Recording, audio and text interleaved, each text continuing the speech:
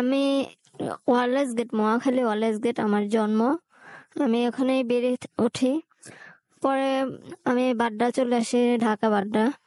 তারপর আমি মানে ছোটকাল থেকে ক্লাস 3 পর্যন্ত আমি সুস্থই থাকি, কিন্তু ক্লাস 4-এ ওঠার পর আমার মাথায় একটু প্রবলেম হয়, ব্রেনে প্রবলেম হয়, তো মাথা ব্যথার খুব প্রবলেম হয়। তারপরেও আমি পড়াশোনা ছাড়িনি। আমি ক্লাস 3 থেকে ক্লাস 9 পর্যন্ত পড়াশোনা করার চেষ্টা করি। করার পর আমার ফ্যামিলি একটু নিম্নবিত্ত ফ্যামিলি। আমার বাবা আর ভাই ক্লাস 9-এর পর আমাকে আর পড়তে দেয় না, কারণ আমি তো অসুস্থ ছিলাম। তো আমি আগে দেখতে একটু ফর্সা ছিলাম। তো আমার আম্মু বলতো যে ও অসুস্থ, যেহেতু ওর পড়াশোনার দরকার নেই, ও সুন্দর, ওর বিয়ে হয়ে যাবে। আমার বড় বোন ছিল, ও একটু কালো ছিল, তো ওর পড়াশোনাটা জরুরি ছিল, দরকার ছিল, কারণ ওকে বিয়ে দিতে না হলে কষ্ট হবে। এই জন্য আম্মু আমার পড়াশোনা অ্যালাউ করে নাই, আমাকে পড়াশোনা আর করতে দেয় নাই। তারপর আমি আর 9 পর্যন্ত পড়ছি 2006 সালে। শেষে আমি আর পড়াশোনা করতে পারিনি।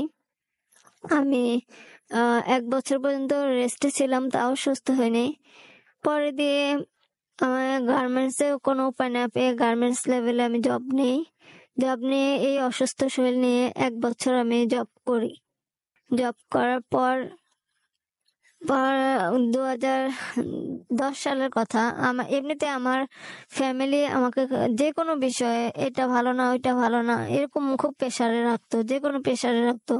আমরা যে ওয়ালসেট বাড়িটা ছিল, গেটের সামনে পর্যন্ত আমাকে যেতে দিত না, সর্বক্ষণ আমাকে ঘরেই বন্দি করে রাখতো। তো এরকম এমনিতে মাথা ব্যথার সমস্যা ছিল, আর এরকম প্রেসারে আমি প্রায় মানসিক রোগী হয়ে যাই। আমাকে পরে দিয়ে মাথার জন্য আমার বাবা যখন ছিল তখন অনেক ডাক্তারই দেখানো হয়, কিন্তু আমার তারপর সুস্থতা হয় নাই, আমি সুস্থ হই নাই। পরে আমাকে 2010 সালের একটা ঘটনা, মানে একজনের সাথে আমার সম্পর্ক হয় 2010 সালে শেষের দিকে। আমি আর একটা নাম্বারে ফোন করি, ফোন করার পর অন্য একজন ধরার পর উনি আমার নাম্বারটা নেয়। নাম্বারটা নিয়ে শেষে আমাকে উনি নিয়মিত ফোন করে একটা সম্পর্ক করার চেষ্টা করে। পরে দিয়ে সম্পর্কটা হয়, আমি রিলেশনে যাই ওনার সাথে। পরে উনি নিজেই ঢাকা আসে, ওনার বাড়ি হয়েছে মাদারীপুর। পরে দিয়ে উনি নিজে ঢাকা আসে আমার সাথে দেখা করে। পরে দেখা করার পর আমাকে উনি চয়েস করে না, কারণ আমার চেহারাটা অসুন্দর, এর জন্য আমাকে চয়েস করে নাই। পরে আমি সরাসরি ওনাকে বলছি যে ভাইয়া, আমাকে যদি আপনার পছন্দ নাই হয়, আপনি সরাসরি না করে দিতে পারেন, শুধু শুধু আমাকে ভোগায়েন না বা কোনো সম্পর্কে জড়ায়েন না, এরকম ভাবে বলছি। বলার পরও উনি আমাকে আশা দেয় না আমাদের সম্পর্কটা ভাঙবে না। একদিকে পছন্দ হয়নি, আরেকদিকে বলতেছে আমার সম্পর্কটা ভাঙবে না, আমরা অ্যাফেয়ারে যাব, রিলেশনে যাব। পরে এমনিতে সম্পর্কটা করা অবস্থায় একদিন মানে আমার ফুফু মারা যায়। ফুফু মারা যাওয়ার পর উনি আমাকে সান্ত্বনা দিবে, দূরে থাক, উনি বলতেছে তোমার মন যেহেতু খারাপ, আসো দেখা করো আমার সাথে। দেখা করার পর আমি ঢাকা সায়দাবাদ ওনার সাথে দেখা করি। আমি তো তখন আশেপাশে ঢাকার কোথাও তেমন একটা চিনতাম না। উনি আমাকে কুমিল্লার একটা গাড়িতে উঠায়। কুমিল্লার গাড়িতে উঠে ওনাদের এক কুমিল্লা ক্যান্টনমেন্ট ওনার এক ফ্রেন্ডের বাসা নিয়ে যায়। এটা কত সালের কথা বলছেন? এটা 2011-তে। 2011-তে। 2011-তে? হ্যাঁ। ইন দ্যাট টাইম আপনার সাথে যে 2011 মার্চ মাসে। আর তার সাথে আপনার পরিচয়টা কি ওই 2011-তেই হয়েছে? 2010 ডিসেম্বরে পরিচয় হয়েছে। তার মানে পরিচয় 4 মাস পর। 4 মাস পর। এর মধ্যে আপনার সাথে তার দেখা হয়েছিল আগে? দেখা হয়েছিল, এয়ারপোর্ট আসছে আমার সাথে দেখা করার জন্য। সে কি করতো? সে সুতার ব্যবসা করতো। তার সাথে আপনার বয়সের ডিফারেন্স কেমন? 10 থেকে 11 বছরের ডিফারেন্স। এটা দেখার পরেও আপনি তার সাথে কন্টিনিউ করেছেন যোগাযোগ? হ্যাঁ হ্যাঁ। মানে সে আপনার চাইতে 10-11 বছরের বড়, এটা জানার পরেও আপনি তার সাথে যোগাযোগটা রেখেছিলেন? মানে কেন? মানে দেখতে শুনতে ভালো ছিল, কিন্তু খুব স্মার্ট ছিল। আচ্ছা এর জন্য মানে আমি পরে রিলেশনে যাই ওর সাথে। আচ্ছা, তার মানে আপনি বলছেন যে আপনি তার সাথে সম্পর্কে ছিলেন, কিন্তু সে আপনাকে যে মাঝখানে বললেন যে সে আপনাকে দেখার পরে খুব একটা বেশি ইয়ে হয় নাই, হয়নি, এটার পরেও আপনি যোগাযোগ রাখছেন? কিন্তু মানে উনি আমাকে বুঝতে দেয় নাই আচ্ছা যে মন মারা ছিল। আমি এটা বুঝতে পারছি যে মনে হয় পছন্দ হয়নি। তারপরেও আমি ওনাকে নিষেধ করেছি যে আপনি যেহেতু যদি আমাকে পছন্দ নাই হয়, আপনি হ্যাঁ। আমাকে সম্পর্কে জড়ায়েন না, শুধু আচ্ছা। শুধু আমি পরে কষ্ট পাবো, ওকে, এটা বলছি। তারপরে 2011 সালের কথা, হ্যাঁ, কুমিল্লায় নিয়ে গেল। পরের 2011-তে মার্চ মাসে আমাকে কুমিল্লা নিয়ে তারপর যায়। কি হলো? কুমিল্লা ওর ফ্রেন্ডের বাসায় নিয়ে যায়। ফ্রেন্ডের বাসায় নিয়ে যাওয়ার পরে দিয়ে আমি আমার আম্মু বাড়িতে চলে যায়, আমার ফুফু মারা গেছে এর জন্য। পরে আম্মুকে ফোন দিয়ে বলতেছে, এর ভিতরে আমাদের বাসায় ও আসছে। আসার পর ওকে খুব আপ্যায়ন সমাদর করা হয়। পরে দিয়ে ওরা যখন কুমিল্লা যায় তখন আম্মুকে বলে যে, আমার আম্মুকে আবার আম্মা করে ডাকতো। হ্যাঁ, আমার আব্বুকে বাবা ডাকতো বিয়ের আগেই। বিয়ে না করতেই ও এরকম মানে খুব মানুষকে পটাতে পারে। পরে দিয়ে এই কুমিল্লা যাওয়ার সময় গাড়িতে আম্মুকে ফোন দিছে যে আমার বড় আপা ওকে দেখতে চায়, এর জন্য আমি ওকে নিয়ে যাচ্ছি। তাও আমি বুঝতেছি না যে কোথায় যাচ্ছে। পরে কুমিল্লা ক্যান্টনমেন্ট যাওয়ার পর আশেপাশে মানুষের বাস ড্রাইভাররা যে কুমিল্লা কুমিল্লা বলতেছে, পরে তো আমি বুঝতে পারি যে মনে হয় কুমিল্লাই আনছে, কারণ আমি তো চিনতাম না। পরে তো কুমিল্লা যাওয়ার পর ওর ফ্রেন্ডের বাসায় যাওয়ার পর লাঞ্চ করি। লাঞ্চ করার পর এখন আমি ওর সাথে শুরু করছি যে চলো ঢাকা চলে যাই, এরকম রিকোয়েস্ট করতেছি, কিন্তু ও আমার কোনো কথা শুনে না। পরে ও অ্যাভয়েড করে, কথাগুলো করার পর ওদিন রাত্রে মানে ওই কুমিল্লা থাকার চেষ্টা করে। পরে কুমিল্লার ওর ফ্রেন্ডের বাসায় ছিলাম। থাকার পর ওই দিন আমি ওর ফ্রেন্ডের ওয়াইফের সাথে ঘুমাইছি, কিন্তু ও কি করছে মানে মাঝরাতে ও আমি টয়লেটে যাওয়ার সময় ও আমাকে ডাকছে। ডাকার পর পরে দিয়ে আমার সাথে খুব রিকোয়েস্ট করতেছে, জোর জবরদস্ত করতেছে ইউজ করার জন্য। কিন্তু আপনার সাথে সে ফিজিক্যাল রিলেশন করার চেষ্টা করছে? ফিজিক্যাল রিলেশন ওকে, করার তো চেষ্টা তার করছে। ইন্টেনশন ছিল আসলে বেসিক্যালি আপনাকে কুমিল্লায় নিয়ে যাওয়ার জন্য, এই কারণেই, তাই তো?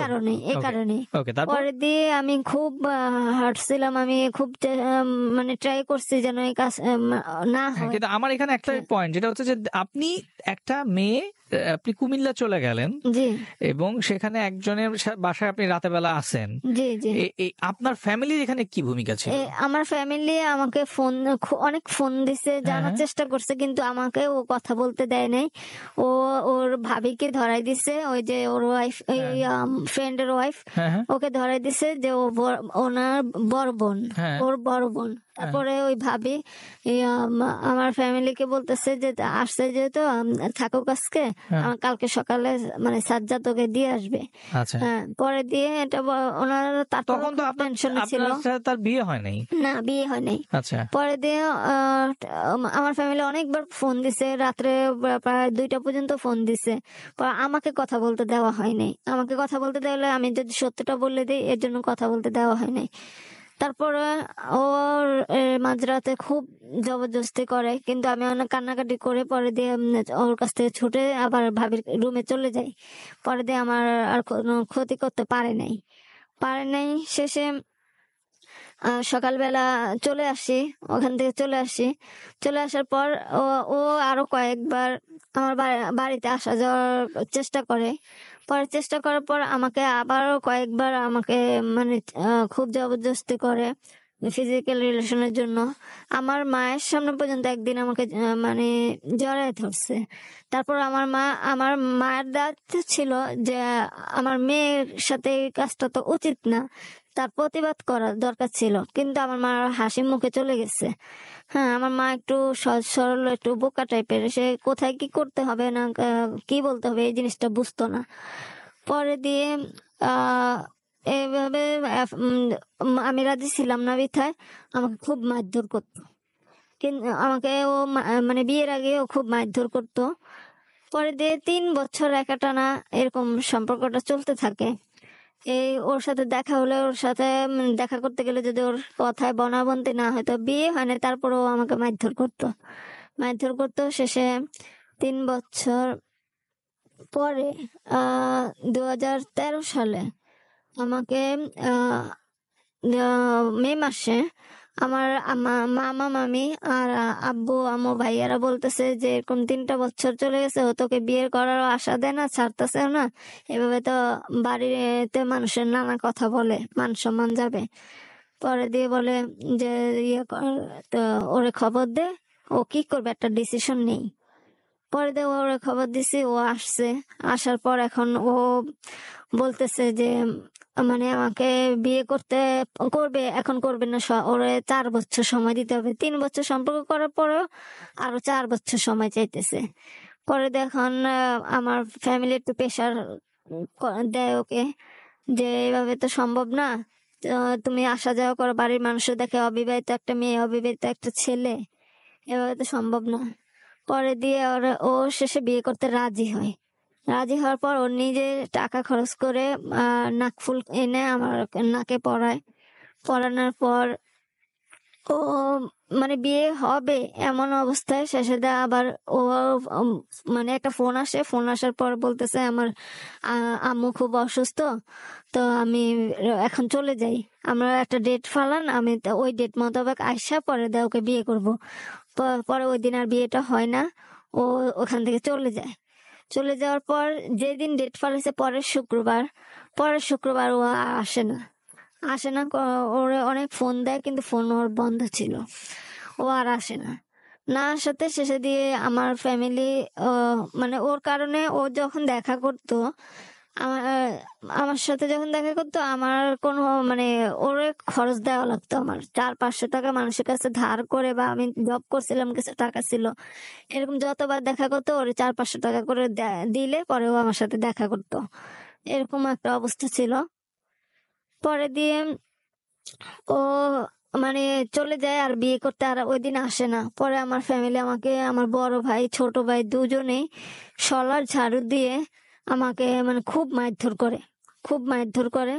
পরে সাথে থেকে সম্পর্ক ব্রেকআপ করানোর চেষ্টা করে। তো আমি আর 4 মাস একাটানা কোনো যোগাযোগ করিনি ওর সাথে। পরে একদিন 4 মাস পর সেপ্টেম্বরে 13 সালের সেপ্টেম্বরে 15 তারিখে আমি হঠাৎ খুব খারাপ লাগলো, ওর ভয়েসটা শুনতে মন চাইছে। পরে আমি ফোন দিই ওকে, 1 মিনিট ফোন দিই। ফোন দেওয়ার পর বলতেছে, আমি চুপ করে রয়েছি, ও বলতেছে যে আমি জানি যে তুমি ফোন দিছো, তা ফোন দিছো যেহেতু কথা বলো। পরে আমি জিজ্ঞেস করছি যে কেমন আছেন, এতটুকু জিজ্ঞেস করছি। ও উত্তর না দিয়ে ও বলতেছে যে তোমার বাবা মা ভাই বোন সবাইকে একসাথে করো, আমি আসতেছি, আজকে আমি বিয়ে করব। হঠাৎ করে এই কথাটা বলতেছে। বলার পর এখন আমি রাজি হই না। আমার আব্বু আবার অসুস্থ হয়ে পড়ছে, ক্যান্সার হয়েছে ওনার, অসুস্থ হয়ে গেছে। তো আমি বলতেছি, রিকোয়েস্ট করতেছি যে আমার আব্বু ক্যান্সার হয়েছে, অনেক অসুস্থ, আপনি বাসায় এসে এসব উল্টা পাল্টা কথা বইলা আমাকে আর মাইর খাওয়াবেন না, আপনার জন্য অনেক মাইর খাইছি আমি। পরে দিয়ে এই কথাগুলো বলার পর ও তাও বলতেছে জোর গলায় যে আমি আসবো, আজকে বিয়ে করব। পরে দিয়ে আমাকে কয় আমি রিক্সায় আছি, এই যাত্রাবাড়ি থেকে বাড্ডা আসতেছে, ওর কাছে একটা পয়সাও নাই, ও আমাকে বিয়ে করবে বলতেছে। এখন আমার বলতেছে যে তুমি রিক্সা আসছে, 200 টাকা হাতে রাখো, আমার কাছে কোনো টাকা নেই, ভাড়া দেওয়া লাগবে। আমিও কি করছি বোকার মতো, আমি মানে শিওর হচ্ছে না যে আসবে কিনা, তারপর আমার হাতে 200 টাকা ছিল। এখন কিছুক্ষণ পর দেখি ফোন দিছে আমার বাসার সামনে এসে। পরে দিয়ে আমি ওর ভাড়াটা দিয়ে ও আসে। পরে আমার ওই যে মামা মামি ছিল, ওনাদের বাসায় যায়, ওনাদেরকে রাজি করায় ও নিজে, আমি কিচ্ছু বলি না। ও মামা মামিকে রাজি করায়, রাজি করানোর পর মামা মামি পরে দিয়ে আমাদের বাসায় নিয়ে আসে ওকে। পরে আমি বাহিরে ছিলাম, বাহিরে থাকার পর আমার মামা মামি আমার ফ্যামিলিকে বুঝায় যে ও যেহেতু সাজ্জাদ যেহেতু রাজি হয়েছে, আর মেয়েটাও যেহেতু ওর জন্য পাগল থাকে, তাহলে ওদের বিয়েটাই দেওয়া ঠিক হবে। তারপরে ওর আত্মীয় স্বজনের ভিতরে শুধু ওর একজন ফ্রেন্ড, 2জন ফ্রেন্ড আর একজন মামা ছিল। ওদের কাছে আমি খুব জানার চেষ্টা করছি যে ওর ফ্যামিলিতে আসলে কে কে আছে, বা ওর ওয়াইফ আছে কিনা, বেবি আছে কিনা, কিন্তু ওরা আমাকে সবসময় অস্বীকার করতো। পরে দিয়ে আমার ফ্যামিলি কি করলো, একটা পর্যায়ে কোর্ট ম্যারেজ করাইলো ওই দিন রাত্রেই। আমাকে বিয়ে দেয় ওর সাথে, সম্পূর্ণ খরচ আমার বাবার দেওয়া লাগে। ও কোনো অ্যামাউন্ট ছিল না ওর কাছে। পরে দিয়ে বিয়ে হয়, বিয়ে হওয়ার পর এখন আমাদের ফ্যামিলির সাথে কমিটমেন্ট করে যে আমাকে প্রতি মাসে 2-3 হাজার টাকা করে খরচের জন্য দিবে। পরে খরচের জন্য দিবে বলে ও ওই দিনকেই চলে যায়। সে আমার 1 মাস 2 মাস চলে যায়। ও আসে যায়, কিন্তু সপ্তাহে সপ্তাহে আসে যায়, কিন্তু আমাকে কোনো খরচপাতিও দিচ্ছে না। পরে দিয়ে আমার ফ্যামিলি ওকে খুব ইয়ে করে, মানে প্রেশার দেয় যে তুমি বিয়ে করছো, তুমি তো এখন পর্যন্ত ওরা একটা সুতাও দিলা না, কোনো খরচপাতিও দিলা না। পরে দিয়ে ও বলতেছে আমার তো কাজকর্ম এখন নাই, আমার কাজকর্ম হলে পরে দিয়ে আমি ওরে টাকা পয়সা যা লাগে আমি দিব, এরকম করে। পরে দিয়ে একটা পর্যায়ে আমার মানে মারধরটা যখন তখন ছিলই, কোনো কথার এ থেকে এদিক ওদিক হলেই মারধর করতো, বেকায়দায় মারধর করতো। আমার নাকে মানে কয়েকদিন নাক পেঁচায় আমাকে মাইরা আমার নাক দিয়ে রক্ত বেরিয়েছে, পুরা ওড়না ভিজে গেছে আমার রক্তে, এরকম মারধর করছে। কিন্তু এত যে মারধর করতো আমি আমার ফ্যামিলিকে কখনো বুঝতে দিতাম না। ওইদিকে ওর মারধরও খাইতাম, এদিকে ওর কোনো ভুল ত্রুটির জন্য আমার ভাইরাও আমাকে মারধর করতো, আমার ভাবিরাও আমাকে মারধর করতো। পরে দিয়ে এগুলো সহ্য করি। সহ্য করার পর একদিন আমি, আমার ছোট্ট একটা কাহিনী, আমার আব্বু অসুস্থ ছিল, অনেক অসুস্থ ছিল। পরে দিয়ে ও দেখতে আসে না অনেক রিকোয়েস্ট করার পর ও দেখতে আসছে। 1 কেজি মালটা আর 1 কেজি আপেল নিয়ে দেখতে আসছে, 400 টাকা খরচ হয়েছে। এখন আমি তো আব্বুর পিছে যে কয় টাকা ছিল আব্বুর পিছে খরচ করছি, ভাইয়ারা খরচ করতেছে।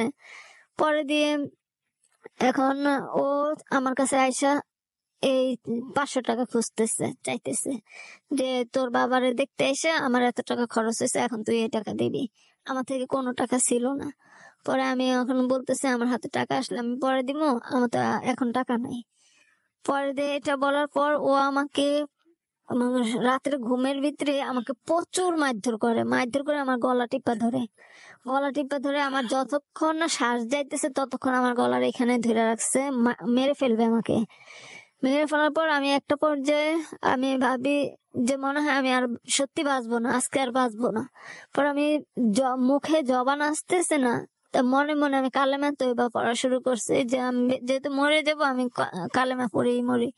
পরে একটা পর্যায়ে কালেমা পড়ার শেষ পর্যায়ে হঠাৎ করে হাত ছাইড়া দেয় আর আমি পরে চিল্লান দিয়ে ওইটা আশেপাশে সবাই ডাকি। পরে পাশের রুমের থেকে খালা আসছিল, খালা চলে এসে দরজা বাইরে এসে তাড়াতাড়ি আমি লাফ দিয়ে ওইটা দরজা খুলছি। খোলার পর শেষে খুলছি, চিল্লান দিচ্ছি কেন এটা জিজ্ঞেস করছে। আমি মানে এতটা বোকা বা এতটা আবেগপ্রবণ ও যেন না ফাঁসে, এর জন্য আমি কি করছি, আমি বলছি যে আমি রাতের ঘুমের ভিতরে ভয় পাইছি এর জন্য চিল্লান দিছি। পরে দেখে আমি ওর রুম থেকে বের হয়ে আসছি, বের হইয়া পরে দিয়ে আমার রুমে গেছি। আমার ভাইয়া আমাকে জাগা দেয় না, কয় তুই ওই রুমে যায় ঘুমা, ওর কাছে ঘুমা। পরে আমি ওর ভয়ে সারা রাত বাহিরে সারা রাত ছিলাম, উঠানে বসা ছিলাম। পরে এমনিতে ওর খুব খেজমত করতাম একজন স্ত্রী হিসেবে। ওর যত মারধর করতো আমি ওর জন্য খুব পাগল ছিলাম, ওর খুব খেজমত করতাম আমি। শেষে দিয়ে মারার পর ওই দিনকেই আব্বুর সামনে সবার সামনে মানে একটা ফোন আসে, ওর একটা ফোন আসে। পরে ফোনটা আমি ধরার পরে ওর জিজ্ঞেস একজন মহিলা ফোন দিছে। পরে দেখুন আমি ফোনটা ধরার পর আমাকে জিজ্ঞেস করতেছে কে তুমি ওর নাম্বার, ওর মোবাইল তোমার কাছে কেন? পরে আমি কে, আপনি কে? বলতেছে আমি ওর ওয়াইফ। হ্যাঁ, আমি ওর ওয়াইফ। পরে দিয়ে আমি তো মনে হয় আমার মাথায় বাস পড়ছে হঠাৎ করে কথাটা শুনে। পরে দিয়ে এখন শেষে ওরে সবাই মিলে ধরে, আমি ভাইয়াকে বলার পর ওরে সবাই মিলে ধরে যে এই মহিলা কেন ফোন দিছে আর মহিলা কেন বলতেছে যে তুমি তোমার ওয়াইফ। পরে দিয়ে বলার পর ও কি করলো, সবকিছু স্বীকার করলো যে ওর ওয়াইফ আছে, ওর 1 মেয়ে 1 ছেলে আছে, আচ্ছা 2টা বাচ্চা আছে। পরে দিয়ে মানে এটা মানতে পারতেছে না, খুব কষ্ট হইতেছে। এরপর থেকে আমার ফ্যামিলির প্রেশার টর্চার আরো আমার উপরে বাইরে যায় যে আমি তো আম, খোঁজ ভালোভাবে খোঁজ খবর না নিয়ে কেন মানে বিয়ে করলাম ওকে। তো আমার ফ্যামিলিরও তো উচিত ছিল ভালোভাবে যে কোন জায়গায় বোনকে বা মেয়েকে বিয়ে দিতেছে এটা খোঁজ নেওয়ার, কিন্তু আমার ফ্যামিলিও তো তা খোঁজ নেয় নাই। শেষে দিয়ে ও আমাকে আর কোনো খরচপাতি দেয় না, কোনো প্রকার খরচপাতি দেয় না। একদিন আমি ভাত খাইতে বসছি, মানে শুক্রবার দিন আমি গোসল করি নাই, আগে খুব খিদা লাগছে জুম্মার টাইমে। আমি ভাত খাইতে বসছি, ভাত খাইতে বসার পর আমার ভাবি আমার ভাইয়াকে বলতেছে, ছোট ভাবি ভাইয়াকে বলতেছে, দেখো কেমন খারাপ, মানে একটা বকা দিয়ে বলছে যে গোসল না করে খাইতে বসে। এটা কেমন দোষ হইলো? আমার ভাইয়া উঠা এসা ভাতের প্লেট এইভাবে ফালাই দিয়া আমাকে চুলের মুঠি দিয়ে মারধর শুরু করছে। পরে চুলের মুঠি দিয়ে 2 রুম, ভিতরের রুম থেকে ডাইরেক্ট আমাকে বাইরে নিয়ে ফালাইছে। ফালাইয়া আরো মানুষ ছিল, সবাই সামনে আমাকে মারধর করতেছে। আমার অন্যায়, আমি গোসল না করে ভাত খেয়েছি কেন, এই একটা অন্যায়। পরে দিয়ে এইভাবে মারধর করছে। শেষে আরেকদিন মানে এখন টর্চারটা বাইরে যেতেছে। যে আপনার ভাই আপনাকে অনেক বেশি টর্চার করতো, রাইট? ভাবিরা, তারা অনেক বেশি আপনাকে জি টর্চার করতো। তারপর আমরা গল্পটা একটু সামনের দিকে আগায় যাই, তারপরে কি হলো? জি। তারপরে এক সময় ওর ওয়াইফ, আমার হাজবেন্ডের ওয়াইফ মানে অসুস্থ থাকে। অসুস্থ হওয়ার পর ওর জ্বর হয়, টাইফয়েড জ্বর হয়। জ্বর হওয়ার পর ও আমাকে মানে আমার হাজবেন্ড আমাকে বলে যে তুমি একটু আসবা তো, নারায়ণগঞ্জে আসো, দেখা করো। পরে আমি বললাম যে হঠাৎ করে দেখা করার কথা বলতেছো, এতদিন তো খারাপ ব্যবহার করছে, এখন আবার এত ভালোভাবে দেখা করার কথা বলতেছে কেন? পরে দিয়ে আমি দেখা করতে যাই। যাওয়ার পর এখন বলতেছে আমার বাসা নিয়ে যাব। এখন আমার একটু ভয় লাগলো যে ওর ওয়াইফ এর কাছে নাকি ওর ওয়াইফ জানলো বিষয়টা, একটু ভয় লাগে। ভয় লাগার পর তারপরও গেলাম ওর সাথে। বাসের ভিতরে আমি মানে না খেয়ে গেছি, খুব ক্ষুধাও লাগছে, পানি পিপাসাও লাগছে। ওর কাছে একটু পানি চাইলাম যে একটা পানির বোতল কিনো, 15-20 টাকা লাগবে। ও আমাকে সেই পানিটা পর্যন্ত খাওয়ালো না, কয় বাসায় যাই খাবা। পরে দিয়ে বাসায় গেছি। বাসায় যাওয়ার পর এখন দেখি ওর ওয়াইফ খুবই অসুস্থ। ওর ওয়াইফ আর জানে না যে আমি ওর ওয়াইফ, এটাও জানে না, আমি বুঝতে দিইনি। পরে দিয়ে বলতেছে ও খুব অসুস্থ, তো ওর একটু সেবা যত্ন করা লাগবে, ওর একটু সুস্থ করা লাগবে। পরে দিয়ে আমি আম্মুকে ফোন দিয়ে বলি যে আমি ওর বাসায় আসছি একটা দরকারে, তো আমি আসতে 2 দিন লেট হবে। এটা আমি আমার ফ্যামিলিকে জানাই। তো আমার ফ্যামিলি আর বেশি একটা গ্যারেজ দেয় নাই।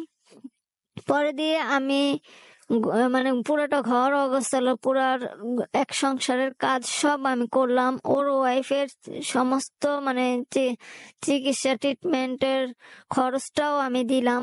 পরে দিয়ে ওর ওয়াইফের সেবা যত্ন করলাম।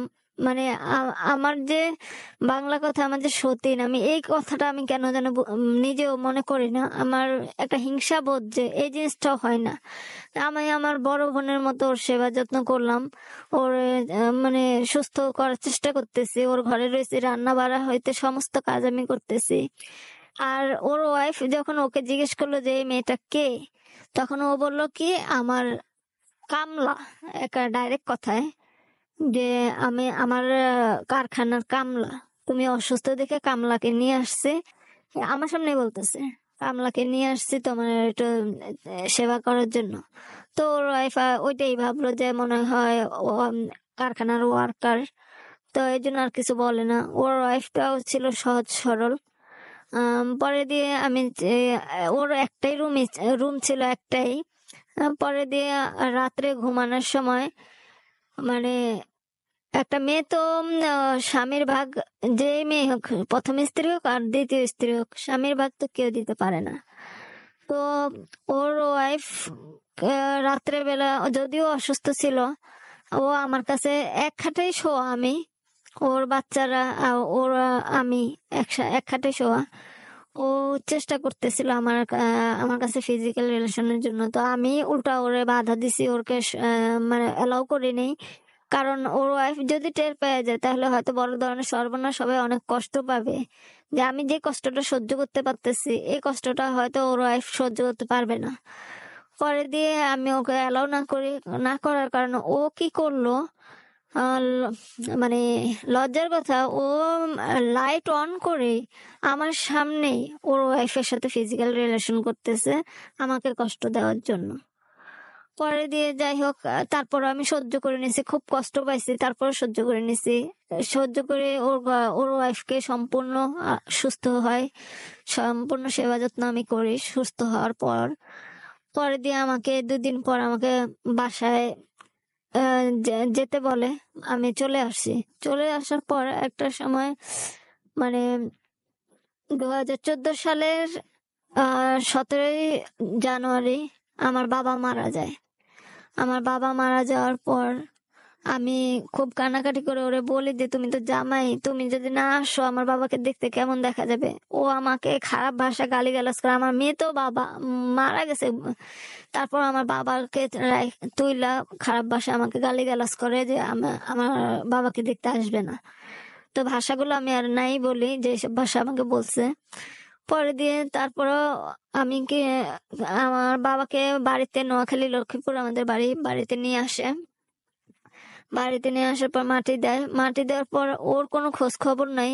এর জন্য আমি আমি ওকে ফোন দেওয়ার চেষ্টা করতেছি যে এদিক দিয়ে বাবার শোক, ওই দিক দিয়ে ওরও কোনো খোঁজ খবর নাই কেন। আমি ওকে ফোন দিছি আর ও আমাকে আমার বাবা তুইলা খারাপ ভাষা গালিগালাজ করতেছে। তোর বাবা, মানে একটা বাজে ভাষা বইলা বলতেছে তোর বাবা নাকি মারা গেছে, তুই তোর বাবার খোঁজ নিবি, তুই আমার খোঁজ নাস, আমি কি তোর বাপ লাগি নাকি, এই সমস্ত কথা বলতেছে। পরে দিয়ে যাই হোক, আমার 2 ভাই, বড় ভাই আগে 4,000 টাকা দিত মাসে খরচের জন্য। পরে দিয়ে যেদিন বাবা মারা গেছে, এখন ছোট ভাইয়ের কাজকর্ম নাই।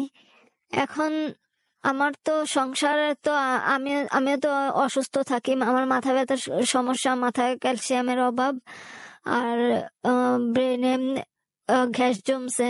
এই সমস্যার জন্য আমি কোনো জবও করতে পারি না। পরে দিয়ে আমি, আমার ভাইয়া বলতেছে, আমার ভাবি বলতেছে বাবাকে মাটি দিয়ে আইসে বলতেছে যে এখন যেহেতু বাবা নাই, তাহলে এখন আমরা 4,000 টাকা করে দিব না, শুধু আম্মু আছে যে আম্মুর জন্য 2,000 টাকা করে দিব।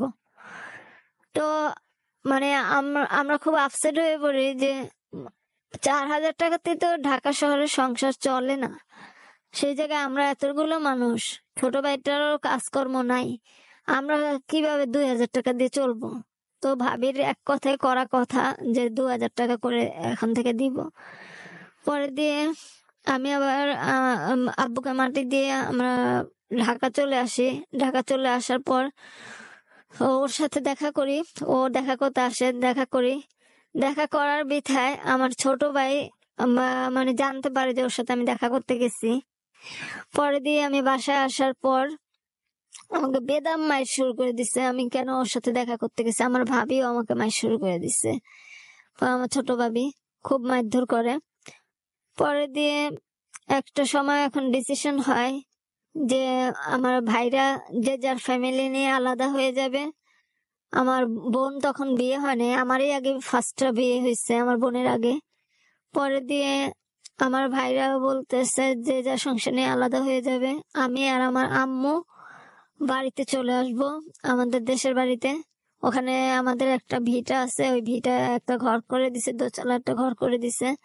তো এখানে আমি আর আম্মু থাকবো। পরে দিয়ে আমরা চলে আসছি বাড়িতে। পরে আমার আপু ঢাকা চলে আসে, ঢাকা চলে আসে একটা জব নেয়। জব নেওয়ার পর আমার ভাই 2,000 টাকা দিবে বলে 1,000 টাকা করে দিত, 2,000 টাকাও দিত না, 1,000 টাকা করে দিত। পরে সংসার চলতেছে না, আমার ছোট ভাই কাজ হইলে কিছু দিতে পারে, না হইলে কিছুই দেয় না, মাসে মাসে এইভাবে যায়।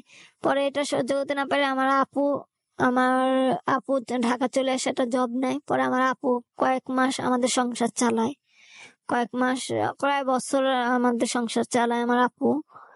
চালানোর পর যাই হোক, শাসন করতো, বোনও শাসন করতো, মারধর করতো কথায় কথায়, কিন্তু তারপরও আমার বোন এই সাপোর্টটা করে প্রায় বছর খানেকের মতো। আমার বোন আমাদের সংসার চালায়, আমার বড় ভাই 1,000 টাকা করে দিত। শেষে দিয়ে আমার হাজবেন্ড এর ভিতরে আসে, আমাদের বাড়িতে আসে। ওর কোনো কাজকর্ম নাই, সুতার ব্যবসা, বড় ধরনের লস খাইছে। ও সুতার ব্যবসা করতো নারায়ণগঞ্জে। পরে দিয়ে আমাকে বলতেছে তোদের বাড়িতে আমি যাব, ওইখানে আমার একটা কাজের ব্যবস্থা করে দে, আমি ওইখানে তোর কাছে থাকবো, তোর কাছে কাজ করব। শেষে দিয়ে ও বাড়িতে চলে যায়। আমি আমার মামাদের সবাইকে জানাই, কিন্তু আমার মামারা ওর আমার খরচপাতি দিত না, মারধর করতো, এটা জানতো। পরে দিয়ে জানার পর আমার মামারা এলাও করে না। ওনারা বলছে যে এমন জামাই আমাদের বাড়িতে থাকতে পারবে না। পরে দিয়ে ওই ওই সময় একদিন ছিল আমাদের বাড়িতে। একদিন থাকার পর ওই মাসে আমি বেবি কনসেপ্ট করি। করার পর পরে ওকে আর থাকতে দেয় না, ও ঢাকা চলে আসছে। ঢাকা চলে আসছে, ওর অনেক কথা শোনাইছে অনেক মানুষে, আমার রিলেটিভরা অনেক কথা শোনাইছে। এই জন্য ও ঢাকা চলে আসে। ঢাকা চলে আসে পরে আমার মোটেও কোনো খোঁজ খবর নেয় না, ফোনও করে না। এদিক দিয়ে আমি বেবি কনসেপ্ট করে ফেলি। পরে দিয়ে এখন আমার মা, আমার ভাইয়েরা, ওরা জানার চেষ্টা করে যে ও বেবি রাখবে নাকি রাখবে না। ও কোনো প্রকারের মানে স্বীকারও করে না যে রাখবে, আবার নষ্ট করতেও প্রথম প্রথম বলে না। শেষে দেয় ওর উপরে একটা প্রেশার দেয় আমার ভাই বোন, যে যে কোনো একটা কিছু করো। শেষে দেয় ও নষ্ট করার ডিসিশন দেয়, বাচ্চাটা নষ্ট করে ফেলতাম। আমি রাজি ছিলাম না, আমার জীবনে ফার্স্ট বেবি, আমি রাজি ছিলাম না। পরে দিয়ে তারপরে আমার আম্মু তো ছিল সহজ সরল একটু বোকা টাইপের। এখন আমার আম্মু বলতেছে, আমাকে বোঝাইতেছে যে তুই তোর যদি বাচ্চা রাখছিস তাহলে ও তো তোর খরচ পাতি দেয় না, তোর বাচ্চার খরচও দিব না, তাহলে তোর ভবিষ্যৎটা কি হবে? তোর ভবিষ্যৎ তো আরো অন্ধকার। শেষে দিয়ে আমাকে ফার্মেসি থেকে একটা ওষুধ এনে, 500 টাকা দামের একটা ট্যাবলেট এনে আমাকে জোর জবস্ত করে ধইরা পরে দিয়ে আমাকে ওষুধটা খাওয়াই দেয়। ওষুধটা খাওয়াই দেওয়ার সাথে সাথে আমি মানে প্রায় অজ্ঞান হয়ে যাই। আমার প্রচুর পরিমাণে ব্লিডিং হয়, আমার বাচ্চাটা নষ্ট হয়ে যায়। নষ্ট হওয়ার পর আমার জরুরি ভাবে রাত্রের হাসপাতালে নিতে হবে। ওকে আমার আত্মীয় স্বজন ফোন দেয় আমার হাজবেন্ডকে, যে তুমি কিছু টাকা পাঠাও, আমাদের কাছে তো কোনো টাকা নাই, ও তো এই অবস্থা, ও না ও বাঁচতে পারে, আমার কথা বলতেছে। পরে আমার হাজবেন্ড আমার মামা মামির কাছে ও খারাপ ভাষায় আমাকে গালিগালাজ করে। আমাকে বলে যে এটা মানে বাচ্চা নষ্ট করার পর বলতেছে এটা আমার বাচ্চা না, এটা অন্য কারো বাচ্চা, আমি কেন খরচ দিব, এই সমস্ত কথা খারাপ খারাপ ভাষায় আমাকে নোংরা ভাষায় কথা বলা হয়। তো এসব বলার পর শেষে আমার আম্মুই আশেপাশে মানুষের থেকে কিছু টাকা ধার নিয়ে রাত্রে 11টা বাজে আমাকে হাসপাতালে পাঠায়। পরে আমার বাচ্চা পুরোপুরি নষ্ট হয় না ওষুধে। পরে আমাকে আবার হাসপাতালে নিয়ে অপারেশন করায়। করানোর পর আমার বাচ্চাটা নষ্ট হওয়ার পরও আমার প্রচুর ব্লিডিং যাচ্ছিল। এমন টাইমে আমার ছোট ভাই, পরের দিন দুপুরবেলা আমি খুব কাতরাইতেছি, ব্যথায় কান্নাকাটি করতেছি, আমার অবস্থা খুব খারাপ। আমার ছোট ভাই আমার খারাপ খারাপ ভাষায় গালিগালাজ করতেছে ওর কারণে। পরে দিয়ে আমাকে একটা কি যেন একটা আমাকে বলে তোর মায়েরা এখন ভবে পাঠাই দিব, আমার ভাই বলতেছে। পরে আমি সহ্য করতে না পারে আমি কি যেন একটা কথা বলছি, বকা দিইনি, কি যেন একটা কথা বলছিলাম মনে নেই স্বাভাবিক। পরে দিয়ে ও কি করলো, দৌড় দিয়ে আসে আমার পেট পাশে, মানে আমি এমনিতে ব্লিডিং হইতেছে, আমার অবস্থা খুব খারাপ, আমার পেট পাশে একটা লাথি, মানে আমার ছোট ভাই, আমার আপু পাশে ছিল, আমার আপু ঘাবড়াই গেছে এই অবস্থা দেখে। পেট পাশে লাথি মারার পর আমি মানে আরো চিৎকার দিয়ে প্রায় অজ্ঞান অবস্থা, আমার ব্যথা আরো বাইরে যায়। পরে আমাকে আবার হাসপাতালে নেওয়া হয়। শেষে যাই হোক, এরপর প্রায় 6-7 মাস পর আমার হাজবেন্ড এর সাথে ডিভোর্স হয় নাই। আমার বিয়ের প্রায় 2 বছর তখন আমার হাজবেন্ডের সাথে আমার ডিভোর্স হয় নাই। তারপরে ও কোনো খরচপাতি দিত না, কোনো ফোনে যোগাযোগ করতো না, আসা যাওয়া করতো না। এর জন্য আমার আত্মীয় স্বজন ডিসিশন নেয় যে আমাকে আবার বিয়ে দিবে, আমাকে আবার বিয়ে দিবে, যদিও আমার হাজবেন্ডের সাথে ওই মুহূর্তে ডিভোর্স হয় নাই। পরে আমাকে আবার বিয়ে দিবে। এর জন্য একজন পাত্র ঠিক করে, আমার আত্মীয়ের ভিতরেই পাত্র। তো আমি তো ওই পাত্রকে চিনতাম না, আমার থেকে বয়সে প্রায় 6-7 বছরের ছোট বয়সে। তারপরে ওর একটু মেন্টালি প্রবলেম ছিল, পাগল ছিল, মানে সর্বক্ষণ হাসতো, আজে বাজে কথা বলতো, এরকম একটা ইয়ে ছিল। পরে আমাকে আম, পাত্র দেখায়। পরে আমি বলছি যে যদি পাত্র আমাকে পছন্দ করে বা আমি পছন্দ করি বা যদি ভালো হয় সর্বদিক দিয়ে, আমাকেও যদি সর্বদিক দিয়ে ভালো বুঝে, তাইলে আমি বিয়ে করব। আমি এরকম একটা মত দেই। পরে পাত্র যখন আমাকে দেখতে আসছে, মানে আল্লাহ মাফ করো, রাস্তার পাগল যেরকম হয় সেম টু সেম সেরকম পাগল। পরে এটা দেখে আমি সাথে সাথে আমার ফ্যামিলিকে না করে দিই যে না, এটাতে তোমরা আগায়ও না, আমি রাজি না, এটা এ বিয়ে হবে না।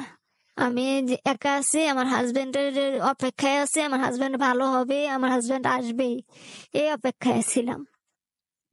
থাকার পর পরে দিয়ে এখন আমাকে বিয়ে দিবেই দিবে। আমার আম্মু গ্রামের ভাষা তাবিজ তোমার জিনিসটা বিশ্বাস করে সবাই।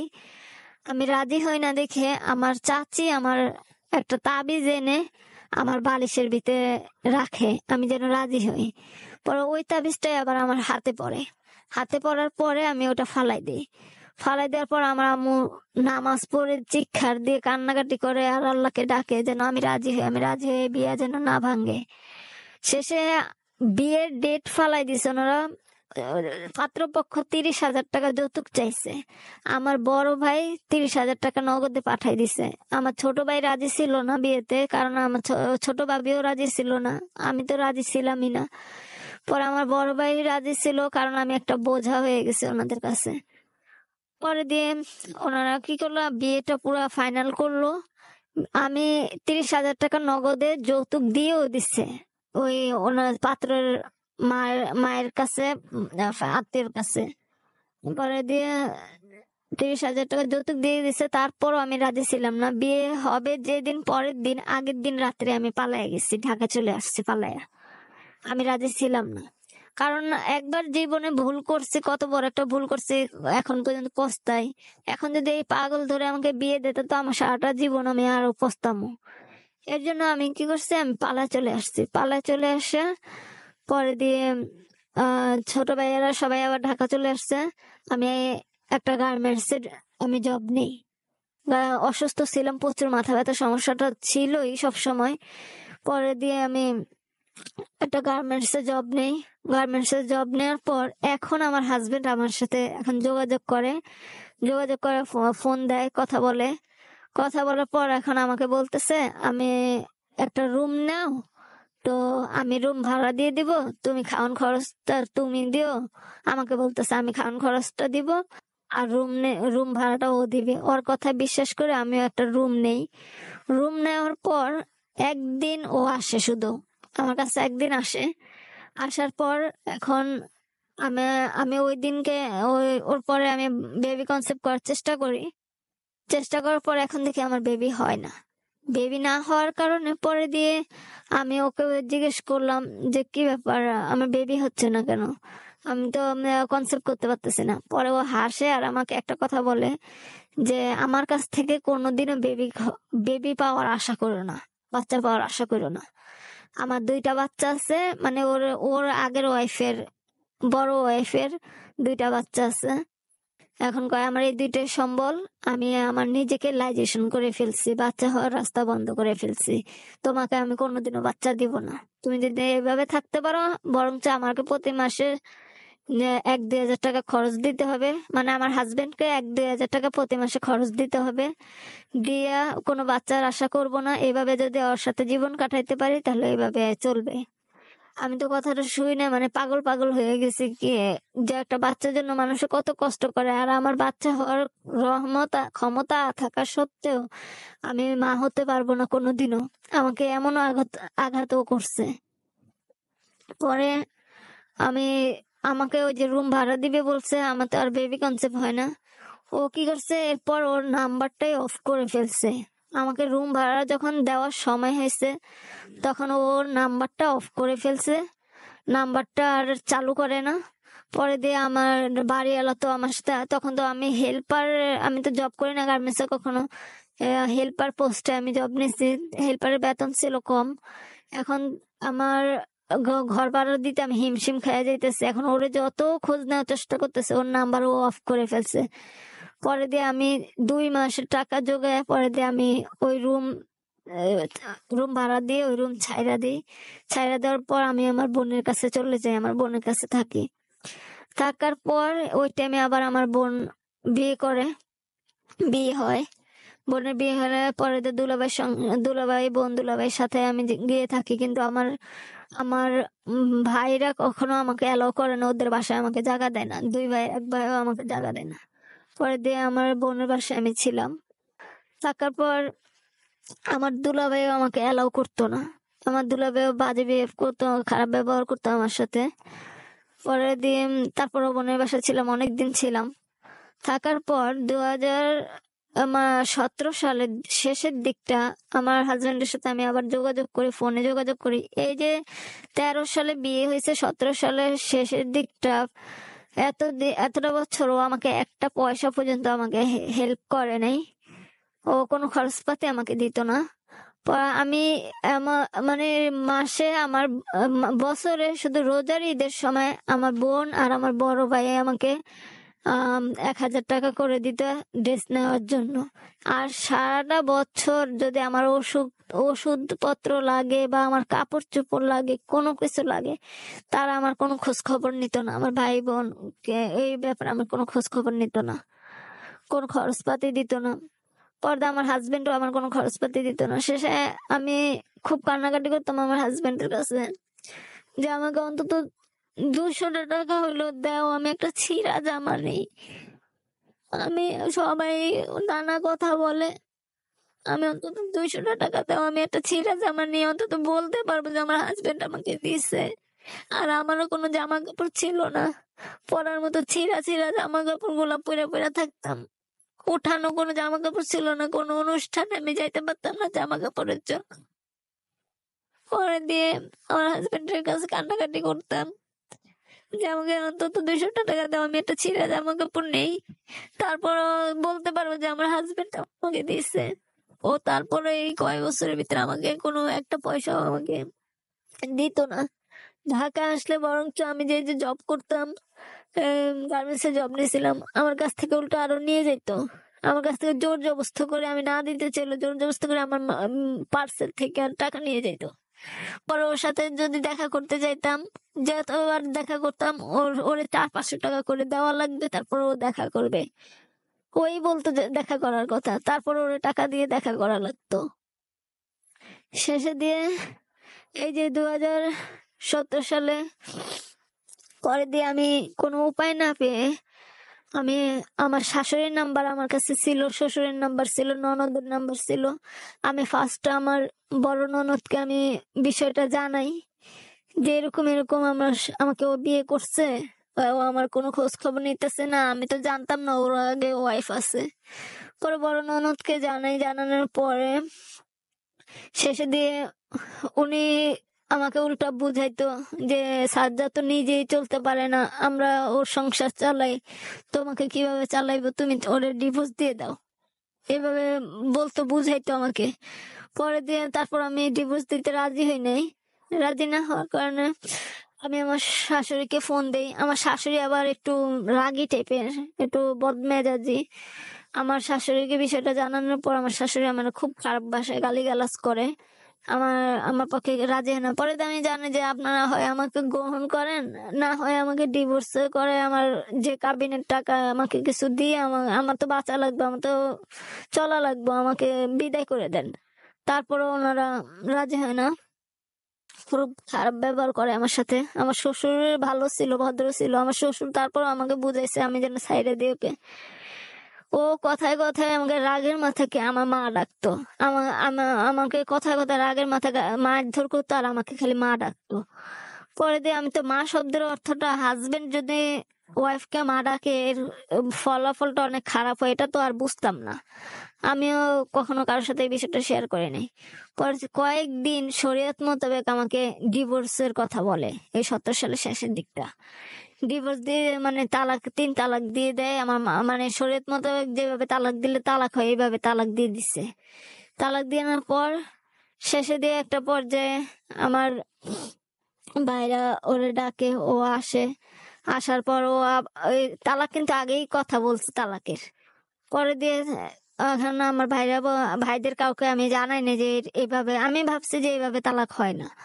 পরে দিয়ে আমার ভাইরা বলতেছে যে ওরে তুমি হয় গ্রহণ করো, নাইলে ওরে ডিভোর্স দিয়ে দাও, ওর তো জীবন আছে, ওরে তো বিয়ে দেওয়া লাগবে আবার। পরে দিয়ে বিয়ে দেওয়ার কথা বলে ও বলে যে না, আমি ডিভোর্স দিব না, আমি ওরে খরচ দিব। এই ফার্স্ট শেষে আমাকে আমার ভাইয়ের হাতে 2,000 টাকা দেয়। এই এই 4 বছরের ভিতরে 2,000 টাকা দেয়। দেওয়ার পরে শেষে দিয়ে আমার ভাই কয় ঠিক আছে, তাহলে তুমি প্রতি মাসে ওর কন্টিনিউ ওর টাকা পয়সা দিবা, ওর কাছে যাওয়া আসা করবা। করে বলতেছে হ্যাঁ। তারপরও আমি আমার আত্মীয় স্বজন কাউকে ওরা জানাই নাই যে ওর আর কখনো বাচ্চা হবে না, আমি আর কখনো মা হতে পারবো না। এই জিনিসটা আমি কাউকে জানাই নাই, আমি যে কখনো মা হতে পারবো না এটা মানে কষ্টটা চাপা রেখেও আমি ওরে ছাড়ি নাই। যে যে মনরে বুঝ দিচ্ছি যে কত মানুষের তো বিয়ে হয়ে মা হতে পারে না, আমার না হয় সেই ভাগ্যটাই হবে, তাও আমি ওরে ছাড়ি না। পরে দিয়ে ও কি করে, ওই ফার্স্ট আমাকে 2,000 টাকা যে দেয়, দেওয়ার পর আমার ভাইয়ের হাতে দেয়। পরে দিয়ে আমার বাড়িতে আবার যায়, আমার বাড়িতে যায়, সবার সাথে আবার সুন্দর মিটমাট করে, সবাই সমাদর করে জামাই হিসেবে।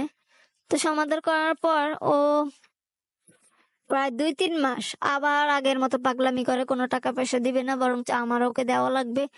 এসব সহ্য করতে পারি না, পরে ভাইয়াকে জানাই যে ভাইয়া এরকম করতেছে, আবার এরকম করতেছে, কোনো খরচপাতি তো দিতেছে না, আগের মতো পাগলামি করতেছে, আমি তো আর সহ্য করতে পারতেছি না।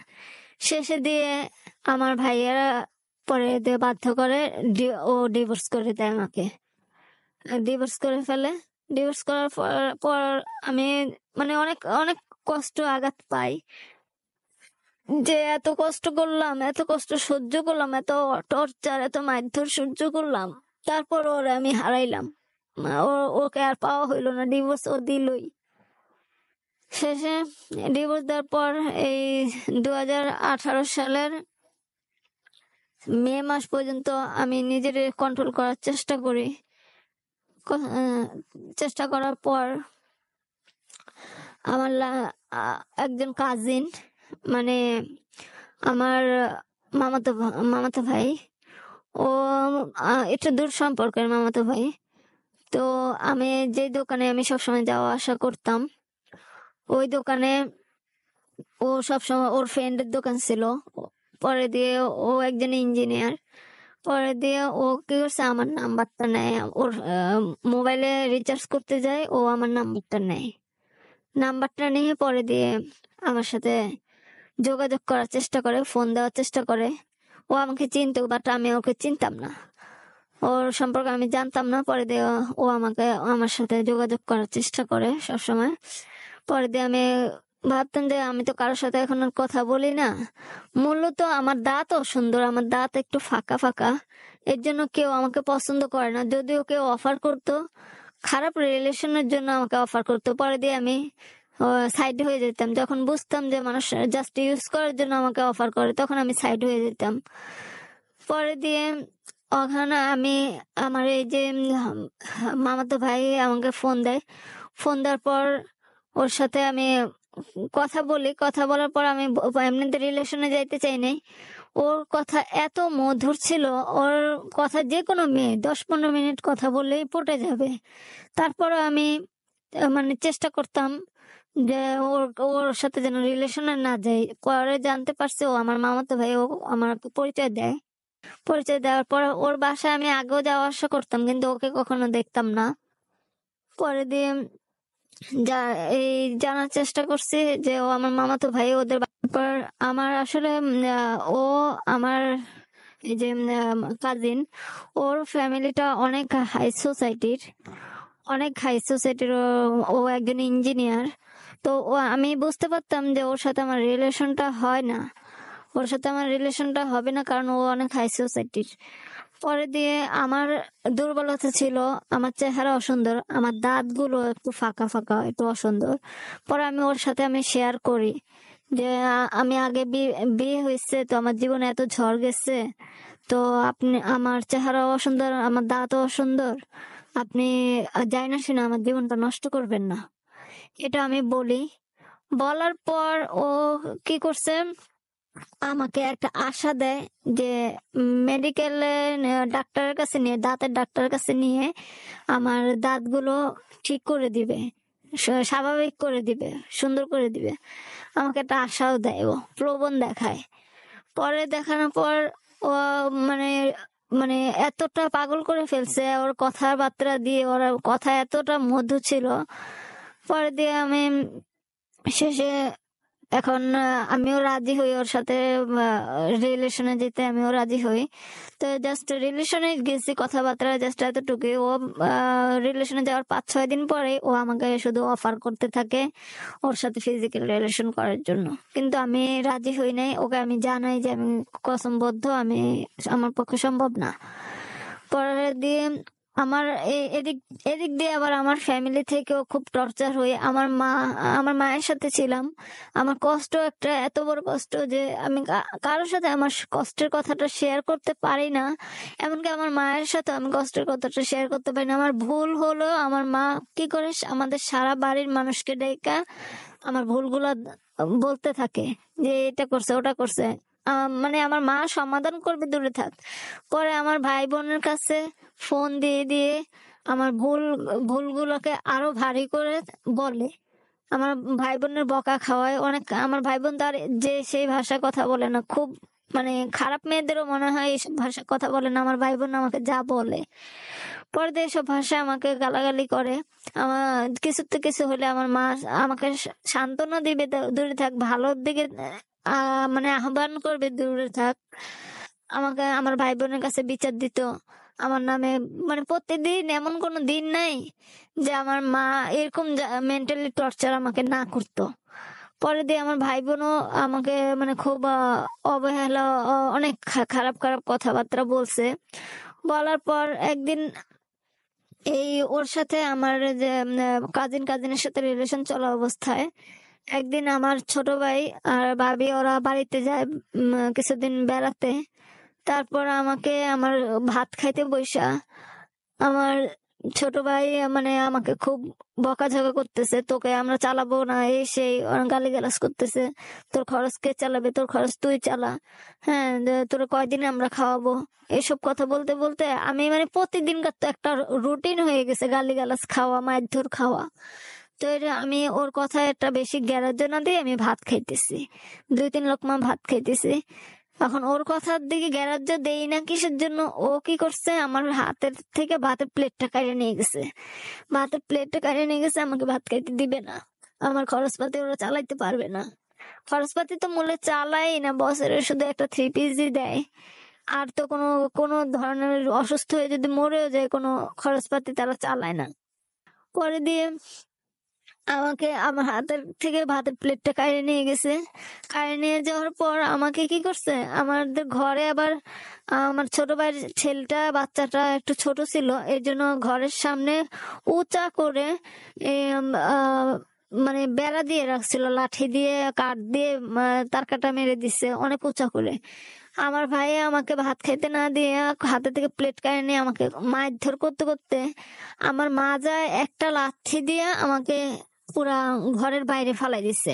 ওই এত উচ্চ যে কাঠের উপরে দিয়ে আমি বাইরে যাই, ছিটকে পড়ছি। আমাকে মারধর করে ঘরের থেকে বের করে দিচ্ছে। পরে দিয়ে আমি আমার কাজিনের মা মানে আমার মামির কাছে আমি বিষয়টা শেয়ার করি। পরে আমি মানে পেটের দায়ে ওদের বাসায় আমি কাজ করি, ওদের বাসায় কাজ করি, বিনিময়ে আমার পেট চলে। আমি ওদের বাসায় যাওয়া আসা করি, কাজ করি, থাকি।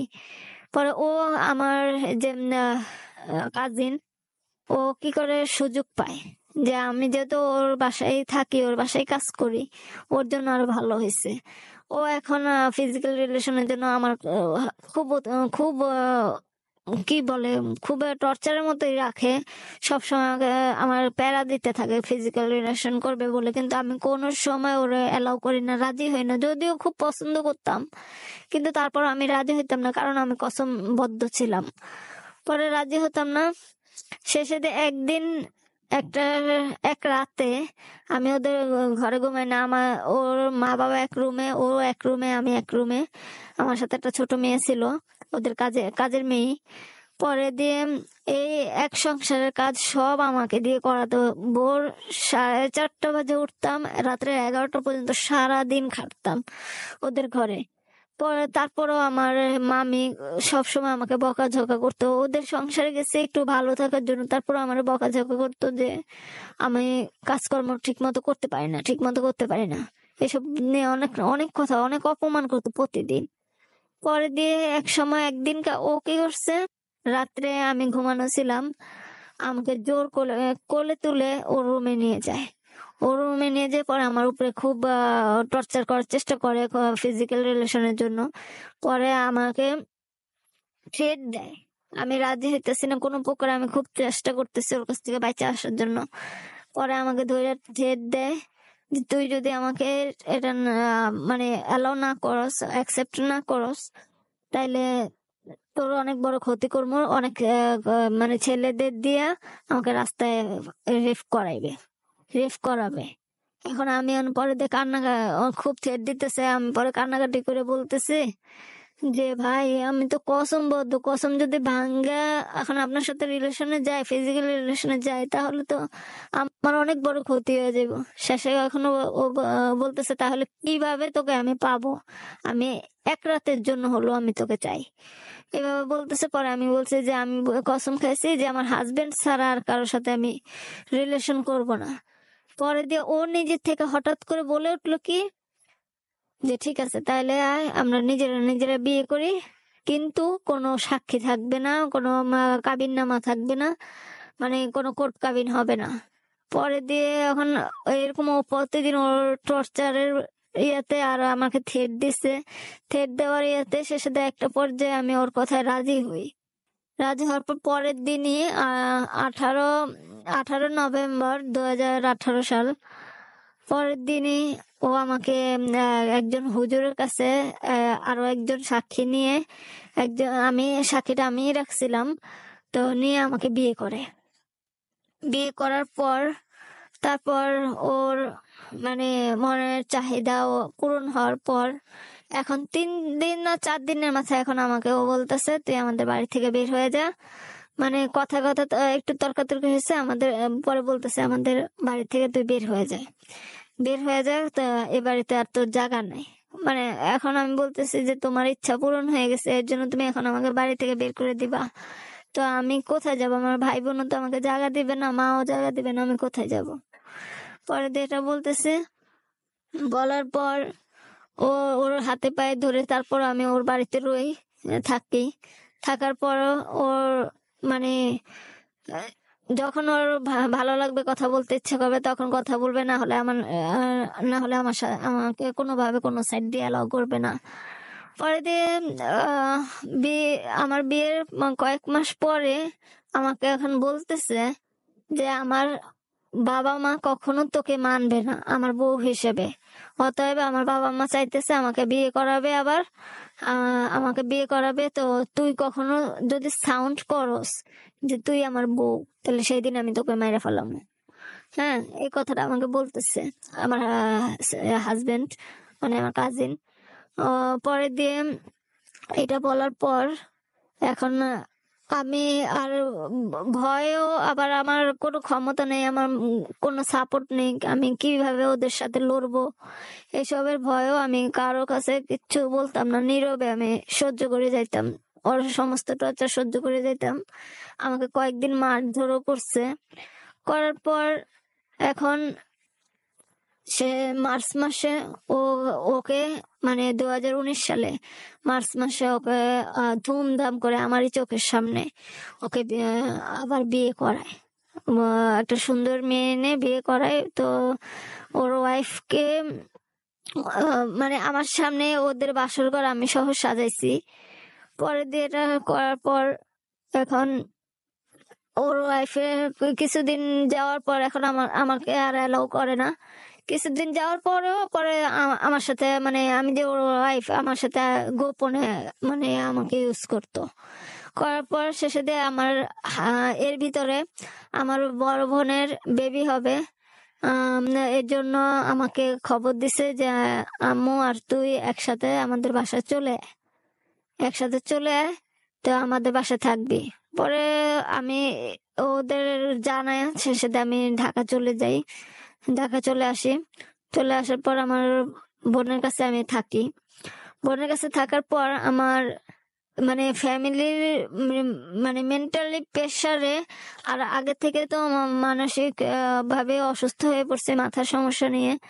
তো আমি মাথা ব্যথাটা প্রচুর পরিমাণে বাড়ে। আমি ওদের ঘরে ঠিক মতো কাজকর্ম করতে পারতাম না বিধায় ওরা, আমার দুলা ভাইও আমাকে খুব রাগারাগি করতো, আমার বোনও রাগারাগি করতো, মারধর করতো।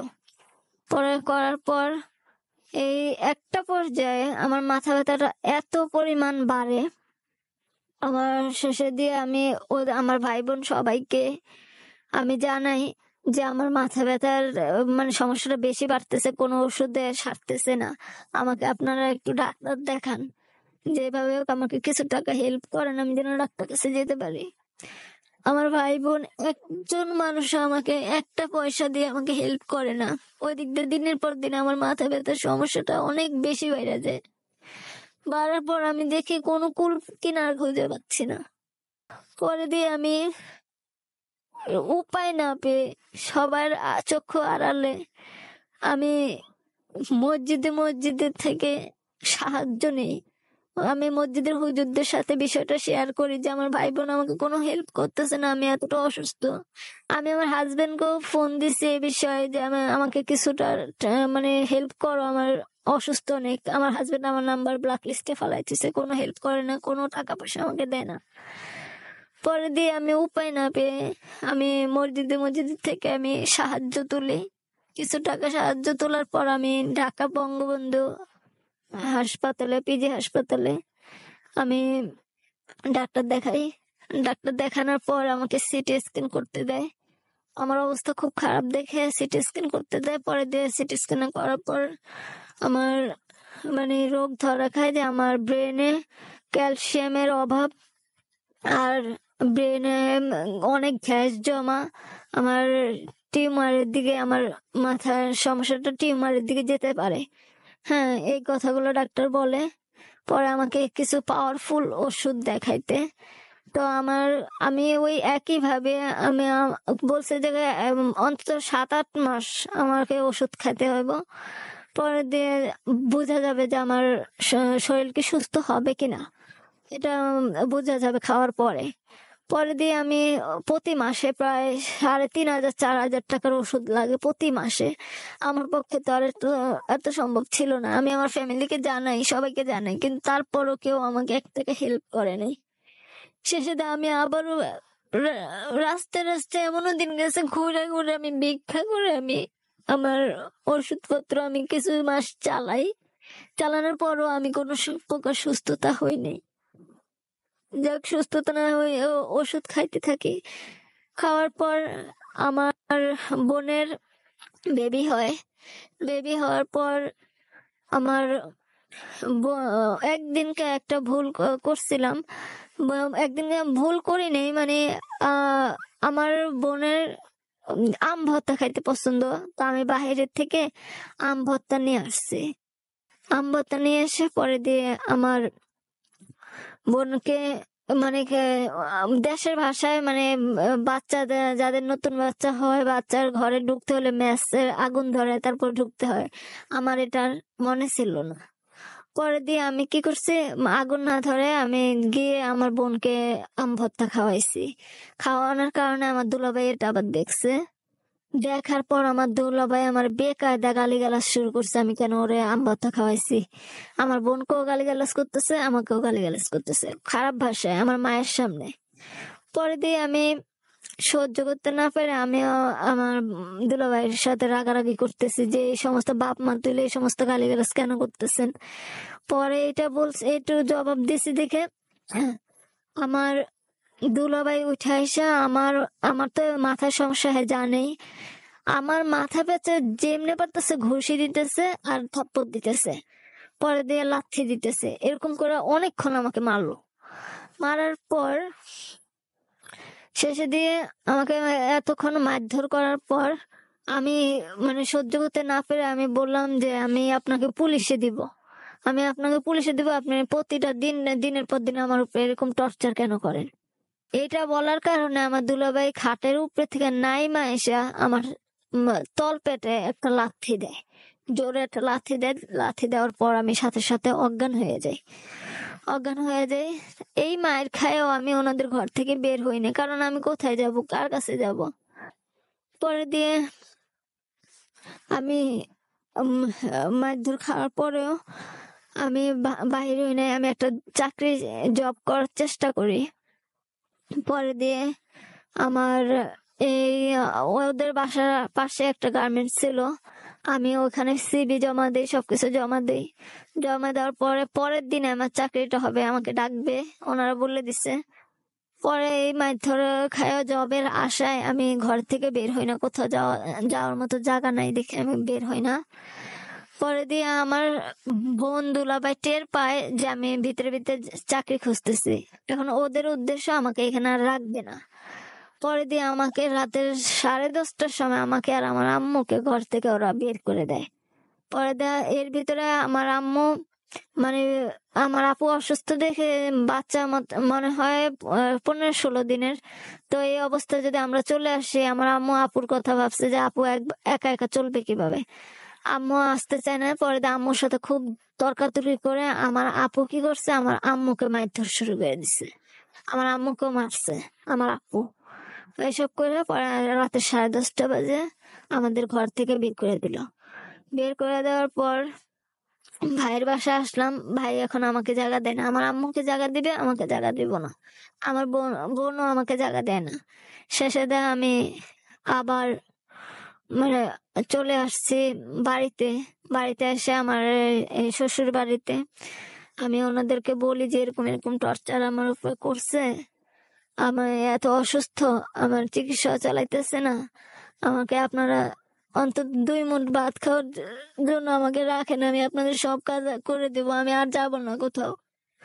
পরে তো ওনাদের বুঝে বলার পর ওনারা রাখে আমাকে আবার। এর ভিতরে আমার হাজবেন্ডের যে ওয়াইফ, সেকেন্ড ওয়াইফ, ওর বেবি হবে, ওরও বেবি হবে। প্রায় বেবি হওয়ার মনে হয় প্রায় 2 মাস আগে। এখন বেবি হওয়ার কারণে তো ওদের হাজবেন্ড ওয়াইফের সম্পর্কটা বেশি একটা ভালো না। পরে দিয়ে আমার হাজবেন্ডও এই সুযোগটা নিল, শেষে দিয়ে আমাকে রাখছে। রাখার পর এখন আমি ওদের মানে আমার আগে যে প্রেশারটা দিত কাজের, এখন তো আমি বেশি ঠেকে গেছি।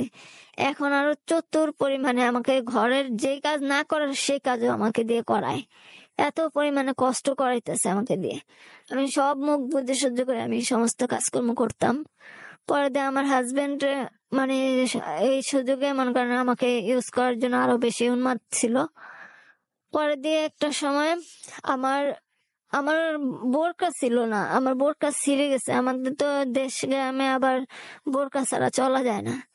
বোরকা ছিঁড়ে গেছে। আমার হাজবেন্ডের কাছে আমি 500টা টাকা খুঁজছি, কোনো টাকা দিত না, কোনো ওষুধপত্র কিনতে আনতে বললে আনতো না, আমাকে কোনো ওষুধপত্র আইনা দিত না। পরে দিয়ে আমার সাথে ফোনও পর্যন্ত একটু কথা বলতো না। আমার কত ইচ্ছা করতো ওর সাথে একটু কথা বলার, কিন্তু একটু কথাও পর্যন্ত বলতো না আমার সাথে ফোনে। তারপর ও কি করলে ওর ওয়াইফকে, সেকেন্ড ওয়াইফকে আর কি, ও প্রচুর প্রাধান্য দিত। যখন যা চাইতো আমার সামনে ওকে নিয়ে দুষ্টামি করতো, আমার সামনে ওর সাথে মানে রিলেশন, ফিজিক্যাল রিলেশন করতো, আমার খুব আমাকে কষ্ট দেওয়ার চেষ্টা করতো। তো এইসব আমি সহ্য করে রয়েছি। পরে একদিনকে আমার ওদের ঘরে কোনো কোরআন শরীফ ছিল না, শুধু আমার শ্বশুর শাশুড়ি একজিল কোরআন শরীফ ছিল, ওইটা পড়তো, ওইটা কাউকে ধরতে দিত না। পরে আমি তো সবসময় কোরআন শরীফ পড়তাম। আমি ওর কাছে ওর পায়ে ধরে পর্যন্ত বলছি যে আমাকে অন্তত 150টা টাকা দাও, আমি যেন একজিল কোরআন শরীফ আনতে পারি। আর আর না হলে তুমি মসজিদ থেকে আমার একজিল কোরআন শরীফ আইনা দাও। ও আমার সে কোরআন শরীফ জিল পর্যন্ত আমাকে আইনা দেয় নাই, টাকাটা পর্যন্ত দেয় নাই আমাকে কোরআন শরীফ আনার। পরে দিয়ে আমার বোরকা ছিঁড়ে গেছে, বোরকা নাই, আমি চলতে পারি না, ছিঁড়া বোরকা পরে রাস্তায় চলা লাগে। আমি একটা বোরকা চাইছি ওর কাছে যে আমাকে একটা কম দামের ভিতরে 400-500 টাকার ভিতরে হলো একটা বোরকা আইনা দাও। ও আমাকে সেই বোরকাটা পর্যন্ত আমাকে আইনা দেয় নাই। আমি চাওয়ার পিছন দিয়ে ওর ওয়াইফকে 3,000 টাকা দিয়ে একটা ওর ওয়াইফের বোরকার অভাব নাই, তারপর ওর ওয়াইফকে বোরকা এনে দিত। ওর ওয়াইফ যখন যা চাইতো তখন তাই এনে দিত, কিন্তু আমাকে কোনো প্রকার অ্যালাউ করতো না। যখন ওর ওয়াইফের সাথে বা সম্পর্ক ভালো হয় তখন আমাকে মায়ের উপরে রাখতো, পরে খারাপ ব্যবহার করতো আমার সাথে, আমার কাছে আসতো না। শেষে এরকম হওয়ার পর এখন আমি তারপরে রয়েছি 4-5 মাস আমি এখানে কাজ করছি। কাজ করার পর আমার মানে হাজবেন্ড শেষে একটা টাইমে আমাকে কোনো অ্যালাউ করতো না, আমাকে বাড়ি থেকে বের করে দিত, বের হওয়ার জন্য খালি চাপ দিত আমি যেন বাড়ি থেকে বের হয়ে যাই। এখন আমার ভাই বোনও আমাকে অ্যালাউ করে না, আমাকে কোথাও রাখে না। শেষে দিয়ে আমি কি করছি, আমাদের বাড়িতে আমি অসুস্থ হয়ে গেছি, এমনিতে তো মাথার সমস্যায় অসুস্থ হয়ে গেছি পুরোপুরি। পরে দিয়ে আমি আমার শাশুড়িকে বলি যে মামি আমি তো শরীরটা অনেক অসুস্থ, আমি আমাদের বাড়িতে গিয়ে 6-7 দিন একটু থেকে আসি, একটু রেস্ট নিয়ে আসি। পরে দিয়ে হ্যাঁ রাজি হয় না, হ্যাঁ ঘরের কাজ কে করবে, আমার শাশুড়ি শ্বশুর কেউ রাজি হয় না যে আমার ঘরের কাজ তাহলে কে করবে, কে করার আছে। এরকম খ্যারের পালা বলে, এই সম্পূর্ণ খ্যার গুলো আমাকে দিয়ে রোড থেকে ভিতর পর্যন্ত, বাড়ির ভিতরে পর্যন্ত আমাকে দিয়ে আনাইতো। পরে দিয়ে খ্যারের পালা দেওয়া হইতো, মানে ঘরের যে খুঁটিনাটি কাজ হইতো, যত বড় বড় কাজ সম্পূর্ণ কাজগুলো আমাকে দিয়ে করাইতো। পরে দিয়ে তারপর করছি, করার পর আমি এখন আমি অনেক রিকোয়েস্ট করে আমাকে মানে যা ছুটি দিছে, বলছে 3-4 দিন যা বেড়ায় তোদের বাড়ি থেকে। পরে দিয়ে আমি আমাদের বাড়িতে আসি, আসার পর এখন আমার হাজবেন্ডের সাথে ফোনে একটু যোগাযোগ করার চেষ্টা করি, একটু কথা বলার চেষ্টা করি, মানে কোনো প্রকার আমার হাজবেন্ড আমার সাথে যোগাযোগ করে না, বরং একদিনকে ফোন দিয়ে নিজে ফোন দিয়ে বলতেছে যে আমাকে ছাইড়া দিব, আমাকে ছাইড়া দিব, এইভাবে হ্যার বউ আছে, হ্যার আমার পক্ষে আর মানে তার পক্ষে আর আমাকে নিয়ে সংসার করা সম্ভব না। তো আমাকে নিয়ে তো সংসার করতো না, জাস্ট ইউজ এর জন্য রাখছে আর বাড়ির কাজকর্ম করার জন্য রাখছে, সংসার তো করতো না। পরে দিয়ে এমন টাইমে খবর দিছে যে ওর যে বাচ্চাটা হবে ছেলে হয়েছিল কিন্তু মৃত, ছেলেটা মৃত, মৃত বাচ্চা হয়েছে। পরে দিয়ে আমাকে খবর দিছে ওর বাড়িতে মেহমান আসছে আর ওর ওয়াইফকে বাচ্চাকে দেখার জন্য। পরে দিয়ে আমাকে খবর দিছে যে বাড়িতে আয়, এরকম অনেক কাজকর্ম আছে, এখন বেড়ানোর দরকার নেই। পরে আমি আর একদিন ছিলাম আমাদের বাড়িতে, পরে আমি আবার চলে যাই। চলে যাওয়ার পরে ওর যেহেতু কাজের বুয়া, মানে কাজের বুয়ার চোখে রাখতো, যে সমস্ত কাজকর্মগুলো আমাকে দিয়ে করাইছে, ওর ওয়াইফের খারাপ কাপড়গুলো পর্যন্ত আমাকে দিয়ে ধোয়াইতো, সমস্ত কাজগুলো আমাকে দিয়ে করাইতো। পরে দেখে এসব করে টোরে এখন ওর ওয়াইফের অনেক সাপোর্ট দিছি, যেহেতু একটা শোক, বাচ্চা নেই, বাচ্চা মেয়ে তো একটা শোক, অনেক সাপোর্ট দিছি, আমি অনেক সান্ত্বনা দিতাম। পরে দিয়ে এরকম কাজকর্ম করার পর অনেকদিন যাওয়ার পর পরে দিয়ে আমাকে বা আমার শাশুড়ি নিজে বলে যা তোদের বাসা থেকে কয়েকদিন বেড়ায়। পরে দিয়ে আমি আমার বাড়িতে আসি, বাড়িতে আসার পর 5-6 দিন থাকি। থাকার পর এখন আমার হাজবেন্ডের সাথে একটু যোগাযোগ করার চেষ্টা করি, আমার হাজবেন্ড আর আমার সাথে কোনো যোগাযোগ করে না। না করার কারণে আমি একটা SMS দিই যে আমি তোমাদের বাড়িতে আর যাব না, আমি আমার বাড়িতে থাকবো, আমি অন্য কোথাও দরকার কাজ করে খাবো, আমি তোমাদের বাড়িতে আর যাবো না। এখন এটা বলার পর ও একটু আপসেট হয়ে পড়ে যে ওর বাড়িতে যদি না যায় তাহলে সংসারের এত কাজকর্ম এগুলো কে করবে, ওর তো কাজের বুয়া নাই। পরে দিয়ে ও আমাকে ডাকে আমার সাথে আবার মানে ওদের একটা জায়গা আছে, ওইখানে আমরা মিট করি, সব সময় আমাদের মিট করায়। পরে দিয়ে ওইখানে মিট করার পর শেষে এখন আমাকে সান্ত্বনা দিতেছে, তুই আসবি না কেন, আমি তো তোর সাথে মজা করি এর জন্য কথা বলতে চাই না, তোকে আমি কষ্ট দিতে চাই নাকি, আমাকে এসব ভুলভাল বুঝাইতেছে। পরে দিয়া ওর বাসা যাইতে বলতেছে। পরে আমি বলছি ঠিক আছে, আমি আমার সাথে যদি আপনি কন্টিনিউ কথাবার্তা ঠিক মতো বলেন তাহলে আমি বাসায় যাব।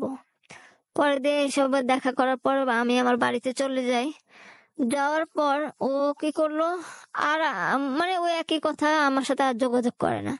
শেষের দিয়ে আমি মানে এইসব কষ্ট সহ্য করতে না পেরে আমি ওর SMS দিই যে তুমি আমাকে ডিভোর্স দিয়ে দাও, যেহেতু আমার খোঁজ খবর রাখতে চাও না, খরচপাতিও দিতে চাও না, তো এইভাবে তো একটা জীবন চলে না।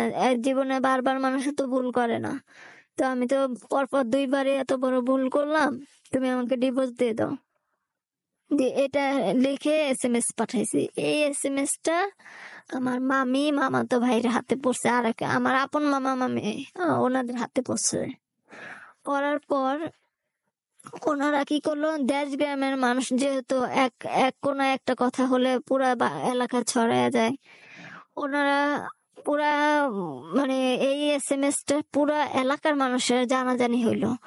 পরে দিয়ে এখন সবাই মিলে আমাকে মানে প্রেশার দিতেছে যে ওর সাথে তোমার কি অবৈধ সম্পর্ক, এসে একটা বদনাম উঠাই দিতেছে। পরে দিয়ে মোটামুটি একটা বদনাম উঠাই দিছে। আমি ভয়ে মানে আমি শেষ, যে আমার এই যে ওর ওয়াইফ যদি জানে বিষয়টা বা আমার শ্বশুর শাশুড়ি জানে বিষয়টা, তাহলে হয়তো আমার মেরে ফেলাইবো। ওদের কাছে মানে একটা মানুষ মেরে ফেলাটাও কোনো কঠিন কাজ না। পরে দিয়ে আমাকে মানে এরকম খুব প্রেশার আপ করার পর আমি পালায় যাই ওইখান থেকে।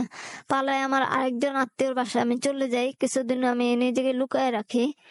লুকায় রাখার পর মোটামুটি এই কিছুদিনের ভিতরে পুরা এলাকা গ্রাম ছড়ায় গেছে যে ওর সাথে, কারো কাছে তো আর বলতে পারি না যে ও আমার হাজবেন্ড, এটা বললে তো আরো মানে খারাপ হয়ে যাবে। তো আমি এটা তো আর কারো কাছে বলতে পারি না। পরে দিয়ে মোটামুটি সবার সবাই জানার পর ওর শুধু ওর ওয়াইফকে জানায় নাই বিষয়টা। ওর ওয়াইফ জানতে পারলে আরো ক্ষতি হইতো। ওর ওয়াইফকে আর জানায় না বিষয়টা। না জানানোর পর পরে দিয়ে ও আমাকে ফোন দেয়, ফোন দিয়ে আমাকে বুঝায় যে কেউ যদি আমাকে জিজ্ঞেস করে যে ঘটনা কি, আমি যেন অস্বীকার করি যে এই SMS টা আমি ওকে দেই নাই, এই SMS টা আমি অন্য কাউকে দিতে গেছি বলে ওর কাছে চলে গেছে, এটা আমাকে বুঝায়। বোঝানোর পর কিছুদিন ও যতদিন না মিটমাট হয় বিষয়টা, ততদিন ও আমার সাথে কথা বলে, ফোন দিয়ে নিজেই কথা বলে, বুদ্ধি শিখাই দেয়। আমি ওর বুদ্ধি মতো আমিও ফোনে আমাদের বাড়ির মানুষের কাছে এইভাবে এইভাবে কথা বলি। পরে দিয়ে একটা সময় জিনিসটা মিটমাট করি। সবাই মানে গুঞ্জনটা যখন কম হয়, চুপচাপ হয়ে যায়, তখন আমি আবার আমার বাড়িতে ফিরে আসি। বাড়িতে ফিরে আসার পর ও এখন মিটমাট হওয়ার কারণে এখন মানে একটা বদনাম উঠছে, যেহেতু এখন আমাকে আর দেখতে পারে না, আমাকে ডিভোর্স দিয়ে দেবে, আমার সাথে কথা বলে না, কোনো প্রকার মানে আমার সাথে সম্পর্ক জড়াইতে চায় না, কোনো প্রকার আমার সম্পর্ক জড়াইতে চায় না। পরে দিয়ে আমার সাথে কোনো প্রকার আমি যদি কল দেই, আমি যদি কল দেই, কল দেওয়ার পর আমার সাথে খারাপ ভাষায় ইউজ করে, আমার আমার সাথে আর যোগাযোগ রাখতে চায় না। পরে দিয়ে এর ভিতরে ওর আপন যারা তো ভাইয়ের বউর সাথে ও আমি ছিলাম না বিথায় ওনাদের সাথে মানে ফিজিক্যাল রিলেশন করতো, এটা একদিন আমার চোখেও পড়ছে।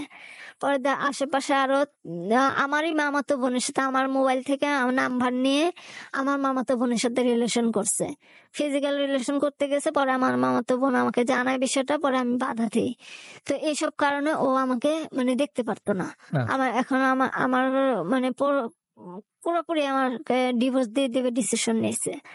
শেষে দিয়ে আমি যখনই ফোন দিই তখন আমার মানে খুব খারাপ খারাপ ভাষা বলতো। পরে দিয়ে এটা বলার পর এখন আমি আর ওর সাথে ও বিচার আচার বসাইছে, ওর ফ্রেন্ড সার্কেলদের দিয়ে ও আমার বাসায় বিচার পাঠাতো। আমি কেন ওর ফোন দিই, আমি ওর ডিস্টার্ব করি। তো আমি তো আর কাউকে বলতে পারতাম না যে ওর ফোন দেওয়ার অধিকার আমার আছে, আমি ওর ওয়াইফ, এই জিনিসটা তো কারো কাছে শেয়ার করতে পারতাম না। তো আমি চুপচাপ মানে যেরকম টর্চার করতো আমার মামা এসব শুনে, আমার মামা এসে কি করছে, আমাকে শলার ঝাড়ু দিয়ে 18 থেকে 19টা বাড়ি মারছে আমার পিঠে, আমার সারা শরীরে। পরে দিয়ে এই মাথা পেঁচে বাড়ি মারছে। পরে দিয়ে এরকম আমার শাসন করতো। তারপরও আমি কিছুদিন চুপচাপ থাকতাম। পরে দিয়ে আবার হাজবেন্ডের কথা মনে পড়লে খারাপ লাগলে আমি যদি আবার ফোন দিতাম, ওই একটা মিস কল ব্ল্যাক লিস্টে নাম্বার রাখতো। ব্ল্যাক লিস্টে যদি আমার নাম্বারটা দেখতো, দেখার সাথে সাথে আবার বিচার আসা বসায় দিত। বিচার বসায় আবার খারাপ ব্যবহার করতো, মারধর করাইতো, নিজে মারধর করতো। পরে দিয়ে এভাবে কয়েক মাস চলার পর ওর মানে একজন জিএফ, ওর তো জিএফ এর অভাব নাই, ওর একজন গার্লফ্রেন্ড কি করছে, একদিন ফোন দিছে আর ওর ওয়াইফের হাতে পড়ছে। এই নিয়ে মানে ওদের ভিতরে একটু ঝগড়াঝাটি বেশি, বাইরে যাওয়ার পর ওর ওয়াইফ কি করে বাড়ি ছেড়ে চলে যায়।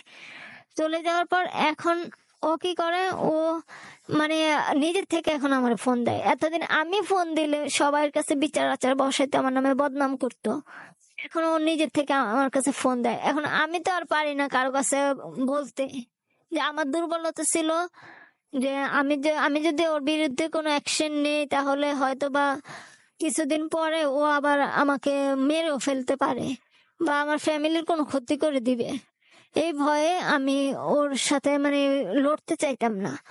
পরে দিয়ে এখন ওর ওয়াইফ চলে যাওয়ার পর এখন ও আমাকে কন্টিনিউ ফোন দেয়, নিজে ফোন দেয়, এখন আমাকে পটানোর চেষ্টা করে, আমাকে মানে ভালো কিছু বলার চেষ্টা করে যেন আমি আগ্রহ করে ওর কাছে আবার যাই। পরে আমিও কি করতাম, মানে ও যেহেতু ওকে অনেক ভালোবাসতাম, ওর কথায় মতো মানে আমি রাজি হয়ে যেতাম। পরের দিন রাত্রে রাত্রে আমাকে ওর বাড়িতে ডাকতো।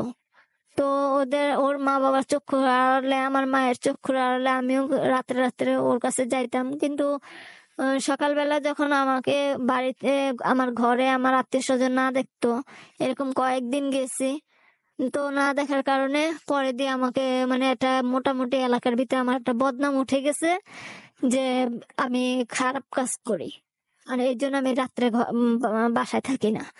কিন্তু এইসব বদনাম উঠছে, মানুষের টর্চার, মানুষের কথাবার্তা, খারাপ কথাবার্তা, আমার মামারা ধরে মারছে। আমার মা আবার ফোন দিয়ে দিয়ে আরো বাড়ায় বাড়ায় মানে আমার ভাই বোনের কাছে বলতো, ভাই বোনের গালিগালাজ সব সহ্য করতাম, কিন্তু তারপরেও কারো কাছে বলতে পারতাম না যে মানে ও আমার হাজবেন্ড, আমি আমার হাজবেন্ডের কাছে যাই, আমি কোনো অসতী নারী না, আমি অসৎ কাজ করি না, এই কথাটা আমি কাউকে বলতে পারতাম না। পরে দিয়ে এরকম ওর কাছে ও আমাকে মানে আরো থ্রেট দিত যে আমার কাছে যে আসা যাওয়া করেস, কোন সময় যদি কেউ কারো কাছে বলো তাহলে তোর মারে শুদ্ধা ইয়াতে কি যেন বোর্ড অফিসে উঠামু, বোর্ড অফিসে উঠে তোর মারে শুদ্ধা, মানে আমার তাদের শাশুড়ি এটা মানতো না, খারাপ ভাষায় আমার মাকেও গালাগালি করতো। পরে দিয়ে এটা করার পর শেষে আমি ওর ওয়াইফ যে কয় মাস না থাকতো, এই কয় মাস আমাকে মানে ডাকতো, ডাইকা ইউজের জন্য ডাকতো। কিন্তু কোনো প্রকার কোনো খরচপাতি, কোনো টাকা পয়সা আমার কোনো খরচপাতি ও দিত না। যেমন আমার ফ্যামিলি আমার কোনো খরচপাতি চালায় না, তেমন আমার হাজবেন্ডও আমার কোনো খরচপাতি চালাইতো না। পরে দিয়ে এরকম অনেক অনেক মাস চলার পর ওর ওয়াইফ আবার চলে আসে। ওর ওয়াইফ চলে আসার পর এখন আবার কি করে সেম কাহিনী, আমি ওকে যদি কোনো ফোন দেই আবার আমাকে বোর্ড অফিসে নিয়ে উঠায়, বিচার বসায়, মেম্বার চেয়ারম্যান ডাকে, আমার মামা মামাকে, আমার মাকে, সবাইকে ডাকে, আমার বড় ভাইকে ফোন দিয়ে দিয়ে গালিগালাজ করে। আমার বড় ভাইকে জানে যে আমার ভাইরা আমার উপরে টর্চার করে সব সময়, এর জন্য আমার দুর্বল স্থান আমার ভাইদের কাছে ফোন দিয়ে দিয়ে আমার নাম বিচার দেয়, রাগারাগি করে আমার ভাইদের। তো এরকম চলতে থাকে, আবার সেই টর্চারের শিকার হই, আবার ওর এই সমস্ত কথাবার্তা মানে শুনতে হয়, মারধর খাইতে হয়। পরে এরকম 1 বছর আমার সাথে আর কোনো মানে রিলেশন করে নাই, কোনো ফিজিক্যাল রিলেশনও যায় না, দেখা সাক্ষাৎ করে নাই, কারণ বউ আসছিল তখন 1 বছর। পরে এই 1 বছর বউ থাকার পরে 1 বছর পরে একজন মেয়ের সাথে মানে ওর ফিজিক্যাল রিলেশন হয়, এটা ওর ওয়াইফের কাছে ও ধরা খায়। ধরা খাওয়ার পর এই নিয়ে ওর ওয়াইফও সুইসাইড করতে যায়, গলা ফাঁসি দিতে যায়, ঘুমের ট্যাবলেট খায়, অনেকটি ঘুমের ট্যাবলেট খায়, মৃত শয্যায় চলে যায় ওর ওয়াইফ। কিন্তু তারপর কখনো বুঝতে পারেনি যে আমিও ওর ওয়াইফ, আমিও কখনো এটা বুঝতে দিই নাই, বা এরাও জানতে পারে না, কেউ জানতে পারে না আজ পর্যন্ত। পরে দিয়ে ওর ওয়াইফ এইসব করে পরে চলে যায়, আবার চলে যাওয়ার পর এখন প্রায় চলে যাওয়ার 15-16 দিন পর এখন আবার সে সুন্দর বন্ধুকে দিয়ে আমাকে বুঝায় আমি যেন ওনার সাথে মানে ফোনে যোগাযোগ করে আমি যেন ওনার সাথে মিটমাট করি। এখন আমি রাজি হই না, কারণ এরকম কতবার শিকার হব, কতবার এরকম ওর টর্চারের শিকার হব। যখন ওর ওয়াইফ থাকবে না তখন আমার সাথে ভালো ব্যবহার দিবে, ভালোভাবে চলবে, যখন ওয়াইফ আসবে তখন আবার আমাকে লাথি উষ্টার উপরে রাখবে, কতবার এরকম শিকার হব আমি। পরে আমি রাজি হইতাম না, পরে বন্ধুকে সুপারিশ করাইতো, বন্ধুদের দিয়ে সুপারিশ করাইতো, ওই বন্ধুদের দিয়ে আবার আমাকে মারধর খাওয়াইছে, আবার ওই বন্ধুদের দিয়ে সুপারিশ করাইতো। সুপারিশ করানোর পর শেষে এখন আমাকে অনেক বুঝায়, নিজেও ফোন দিয়ে অনেক মধুর মধুর কথা বলে, শেষে রাজি করে, রাজি করানোর পর আমি আবার সেম কাহিনী, আমি সেম ভুলটা বারবার করি, আবার ওর কথায় রাজি হয়ে আবার আমি ওর কাছে যাইতাম।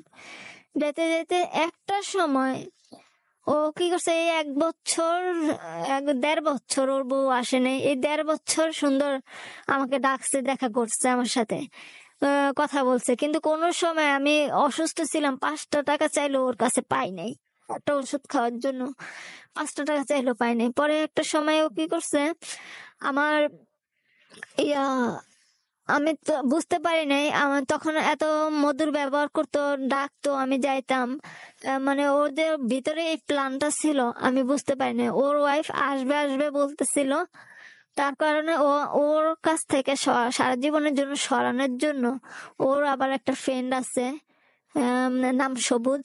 তো ওই ভাইয়া মানে কেউ তো জানতো না যে আমি ওর ওয়াইফ, কেউ তো আর জানতো না আমি ওর ওয়াইফ। ওই ভাইয়া আবার আমাকে খারাপ প্রস্তাব দিত সব সময়, হ্যাঁ ইয়ার কি ঠাট্টামি করে আমাকে খারাপ প্রস্তাব দিত, তো আমি কখনো এলাও করতাম না। এমনি জানতো যে ওর সাথে আমার রিলেশন আছে, কিন্তু ওর যে ওয়াইফ এটা জানতো না।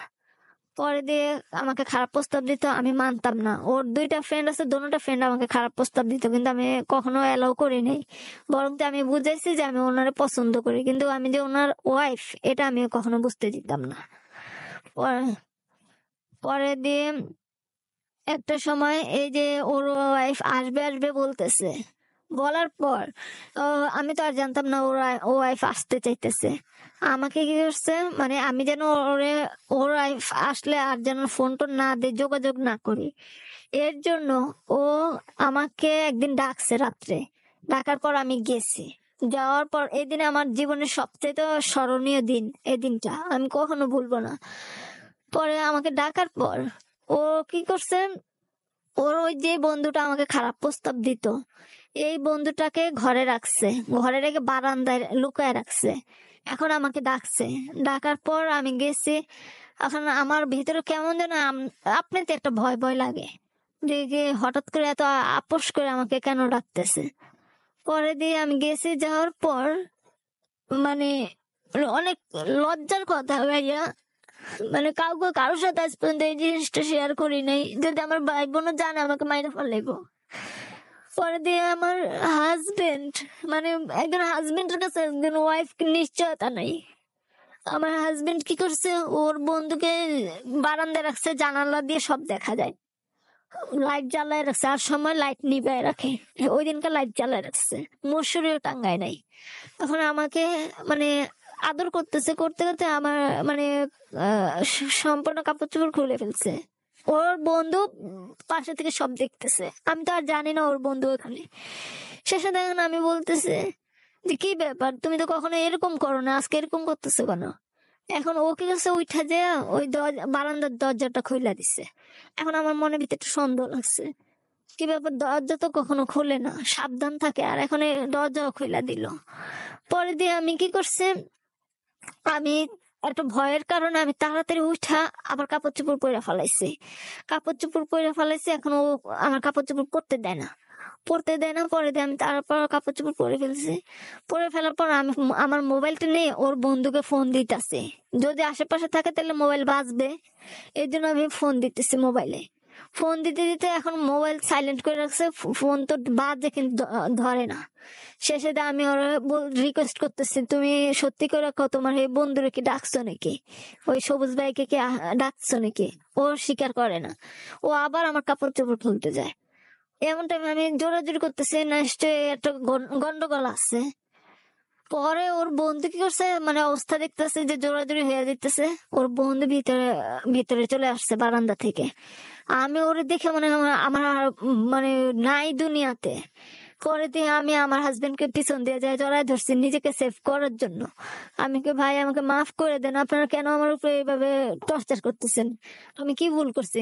না, ওর বন্ধু কইতেছে তুই ওরে ফোন দিয়ে বিরক্ত করস কে। অথচ ভাইয়া দেখেন এই 1-1.5 বছর কিন্তু এসব সাউন্ড হয় নাই। এখন যে ওর বউ আসবে এর জন্য এখন আমাকে সাবধান করে, তুই ওরে কেন বিরক্ত করস।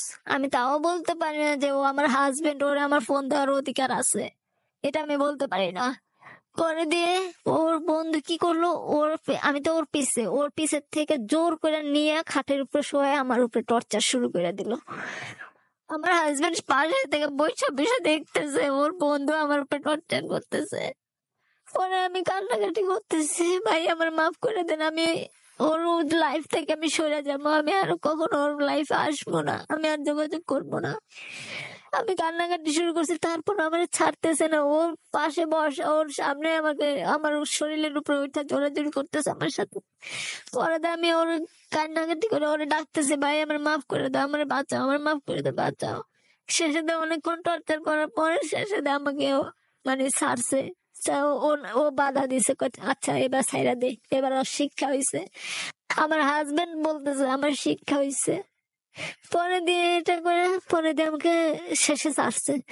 ছাড়ার পর আমার মানে কাপড় চোপড় ছিল না, এই অবস্থা, আমাকে ঘর থেকে বাইর করে দিতেছে। পরে দিয়ে আমি কোন রকম কাপড় চোপড় পরে আমি এত রাতের পরে দিয়ে আমি বাসা থেকে বের হয়ে এত রাত্রে আমি আমার বাসায় গেছি। মানে আমি জানি না আজকের এপিসোডটা আপনারা যারা শুনতেছেন তারা বুঝতে পারতেছেন কিনা, মানে কতটা ভয়ানক হইতে পারে এই পৃথিবী, কতটা মানে ভয়ঙ্কর হইতে পারে এই পৃথিবীটা, সেটা একবার হলেও ভাবেন যে নিজের ওয়াইফকে নিজের বন্ধুর হাতে তুলে দিচ্ছে নিজের হাজবেন্ড। আজকে সেই মানুষটা আমার সামনে বসে গল্প বলতেছে। আমি জানি না এই এপিসোডটা কতজন শুনবেন বা কতজন পরবর্তী ফেসবুকে দেখবেন, এই অনুষ্ঠানটা আসলে সবার কাছে পৌঁছাবে কিনা, বাট ইটস ট্রু যে পৃথিবীতে অমানুষের সংখ্যা ক্রমশ বাড়ছে এবং একজন মেয়ে, একজন মা, একজন স্ত্রী, এই নারীদেরকে আমরা আসলে যেভাবে মানে এই গল্পগুলো যখন শুনি তখন আমার কাছে মনে হয় যে একজন পুরুষ হিসেবে আমার নিজের লজ্জা লাগে। মানে এই স্টোরিগুলো প্রচার করতে গিয়ে অনেক সময় শঙ্কিত হই, অনেক সময় নিজের লজ্জার জায়গা থেকে যে এইটা তো আমার ফ্যামিলি শুনবে, এই পর্বটা তো আমার ফ্যামিলি মেম্বার্সরা দেখবে, তারাও তো আমাকে প্রশ্ন করবে যে এইগুলো কি। বাট এটা আবার হাইড করলেও আমার মনে হয় যে তাহলে এই কথাগুলো দেয়ালে চাপা থেকে যাবে। এবং আমি তো চাই, আমি এই সিটে বসে বলছি, আমি চাই যে এই মানুষগুলো যারা এরকম অত্যাচার করছে তাদের দৃষ্টান্তমূলক শাস্তি হোক। এবং এই মেয়েটি যেই পরিবার থেকে এসেছেন তাদের পরিজনদেরকে আমি অনুরোধ করব যে মেয়েটির পাশে দাঁড়ান এবং এই মেয়েটিকে টর্চার না করে যারা এর সাথে এই খারাপ কাজগুলো করেছে, এই অমানুষের মতো ব্যবহার করেছে, তাদেরকে ছাড় না দেন। এবং আমি বিশ্বাস করি বাংলাদেশের সরকার নারীদের ব্যাপারে এবং যে কোনো অন্যায়ের ব্যাপারে সবসময়ই আপোষহীন। সেই জায়গায় একটি মেয়ে একের পর এক নির্যাতিত, এবং আমি বলবো যে একটি লোক তার উইকনেসটা নিয়ে, অর্থাৎ মেয়েটিকে ভালোবাসার কথা বলে তার সাথে শারীরিক ব্যবহার, মানে তাকে শারীরিকভাবে অত্যাচার করা এবং তাকে ইউজ করা, যেটাকে আমরা বলছি ফিজিক্যাল রিলেশনশিপে বারবার যাওয়া, এবং অতঃপর নিজের বন্ধুকে দিয়ে তার স্ত্রীকে ব্যবহার করা, এই যে এত অমানবিক কাজ করেছে, এটা যদি দৃষ্টান্তমূলক শাস্তি না হয় তাহলে এই রোগটা কিন্তু বেড়ে যাবে।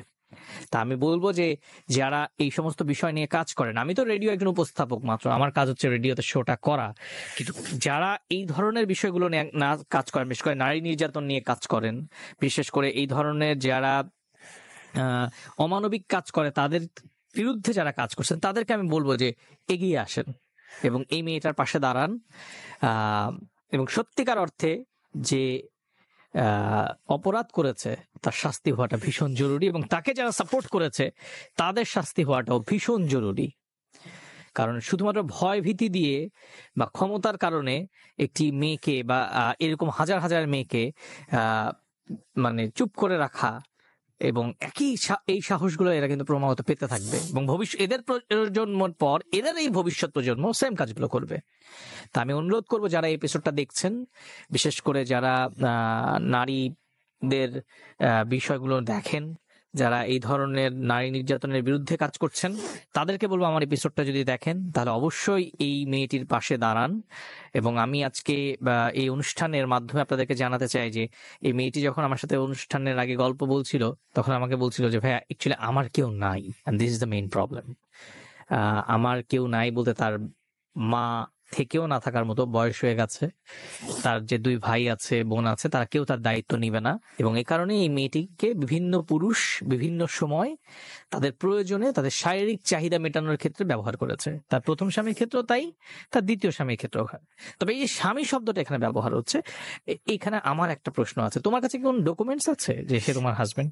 মানে লাইক কাগজপত্র তো কিছু নাই? আমার ফার্স্ট হাজবেন্ড যে না, এখন যার সম্পর্কে না না এর সাথে কাগজপত্র নেই, মসজিদে বিয়ে করছে। This is the fact. So এইটা একটু মেয়েরা যারা আমার অনুষ্ঠান শুনছেন তাদেরকে বলবো, যারা মা তারাও তাদের মেয়েদের মাথায় ব্যাপারটা একটু দিবেন। এটা নতুন একটা বিষয় শুরু হয়েছে, বেশ কিছুদিন ধরে আমার কাছে অনেক গল্প এরকম আসতেছে যে কিছু হইলেই কি যে বিয়েটা আসলে ওইভাবে না করলেও চলবে, একটা মসজিদে যাব বা যে যে ধর্মের সেই ধর্মের অনুসারে একটা বিয়ে হয়ে গেলে হলো। এইটা হচ্ছে সবচেয়ে বড় রকমের একটা মানে ইজিয়েস্ট ওয়ে আপনার এখান থেকে মানে জিনিসটাকে ধামাচাপা দেওয়ার, কারণ তার কাছে কোনো ডকুমেন্টস নাই। এই মেয়ে এখন আইনগতভাবে যদি কোনো একটা ডিসিশন নিতে চায়, তার কাছে কোনো ডকুমেন্টস নাই, তার কাছে কোনো কাগজ নাই, সে যে বিয়ে করছিল তার বিয়ের কোনো সাক্ষী নাই। আলটিমেটলি যেটা হচ্ছে যে এখানে পুরোটাই ব্যাপারটা হয়ে যাচ্ছে যে আমি ধর্মীয় ভাবে বিয়ে করেছি। কিন্তু এইটা দিয়ে কিন্তু তখনই সে ওই যারা এই ধরনের সুযোগগুলো নিয়েছে তারা কিন্তু পার পেয়ে যাবে। সে বলবে আমি তো বিয়ে করছি, এরকম আমার তার কাছে কোনো ডকুমেন্টস নাই, সে আমি মুখে বললেই তো হবে না, তার এই কথার ভিত্তি কি? This is the fact. মেয়েদেরকে এখান থেকে সাবধান হইতে হবে যে তোমার সম্পর্কটা কি, তুমি কোন সম্পর্কের বলে তার সাথে যাচ্ছ, কোন সম্পর্কের বলে বারবার তুমি তার ডাকে সাড়া দিয়েছো, সেটাও একটা ফ্যাক্ট। সেটার কোনো কাগজে কলমে ভিত্তি কিন্তু নাই। তারপরও আমি ওর সাথে কথা বলছি, ওর কাছে প্রচুর এভিডেন্স আছে এই যে ছেলেটা এই কাজগুলো করেছে, তার অনেক ডকুমেন্টস তার কাছে আছে। সে আমাকে বলেছে যে প্রয়োজন বোধে আমি সেগুলো প্রোভাইড করতে পারবো। তো সেই জায়গা থেকে যদি কেউ থেকে থাকেন যে নারী নির্যাতন নিয়ে কাজ করছেন কিংবা এই ধরনের যারা অসামাজিক কাজ করছে তাদেরকে দমনে হেল্প করতে পারেন, তারা হয়তো ওই মেয়েটির পাশে দাঁড়াতে পারেন। সর্বশেষ যেটা হচ্ছে বর্তমানে আপনার কি অবস্থা সেটা আমাকে বলেন, এখন আপনি কিভাবে চলছেন? এখন ভাইয়া আমি মানে খুবই অসুস্থ, আমার তো ফ্যামিলি কোনো সাপোর্ট করতেছে না, আমার হাজবেন্ডের কোনো সাপোর্ট নাই, কোনো খোঁজ খবর নাই। এখন আমি আমার যে মাথা ব্যথা সমস্যাটা, আমার মাথার টিউমারের দিকে চলে যাচ্ছে, আমার মাথার ভিতরে, আমার মাথায় ব্রেনে গ্যাস জমা আর ব্রেনে ক্যালসিয়ামের অভাব প্লাস টিউমারের দিকে চলে যাচ্ছে। আমার চিকিৎসা চালানোর মতো ক্ষমতা আমার কাছে নাই, আমার কোনো আর্থিক সাপোর্ট করার মতো কেউ নাই আমার পাশে। আমি এর জন্য আপনাদের মাধ্যমে চাচ্ছি কেউ যেন আমাকে, যে যা পারে আমাকে যেন একটু সহায়তা করে। আমার বিকাশ নাম্বার আছে, আমাদের একটু সহায়তা করে, আমি যেন আমার ট্রিটমেন্ট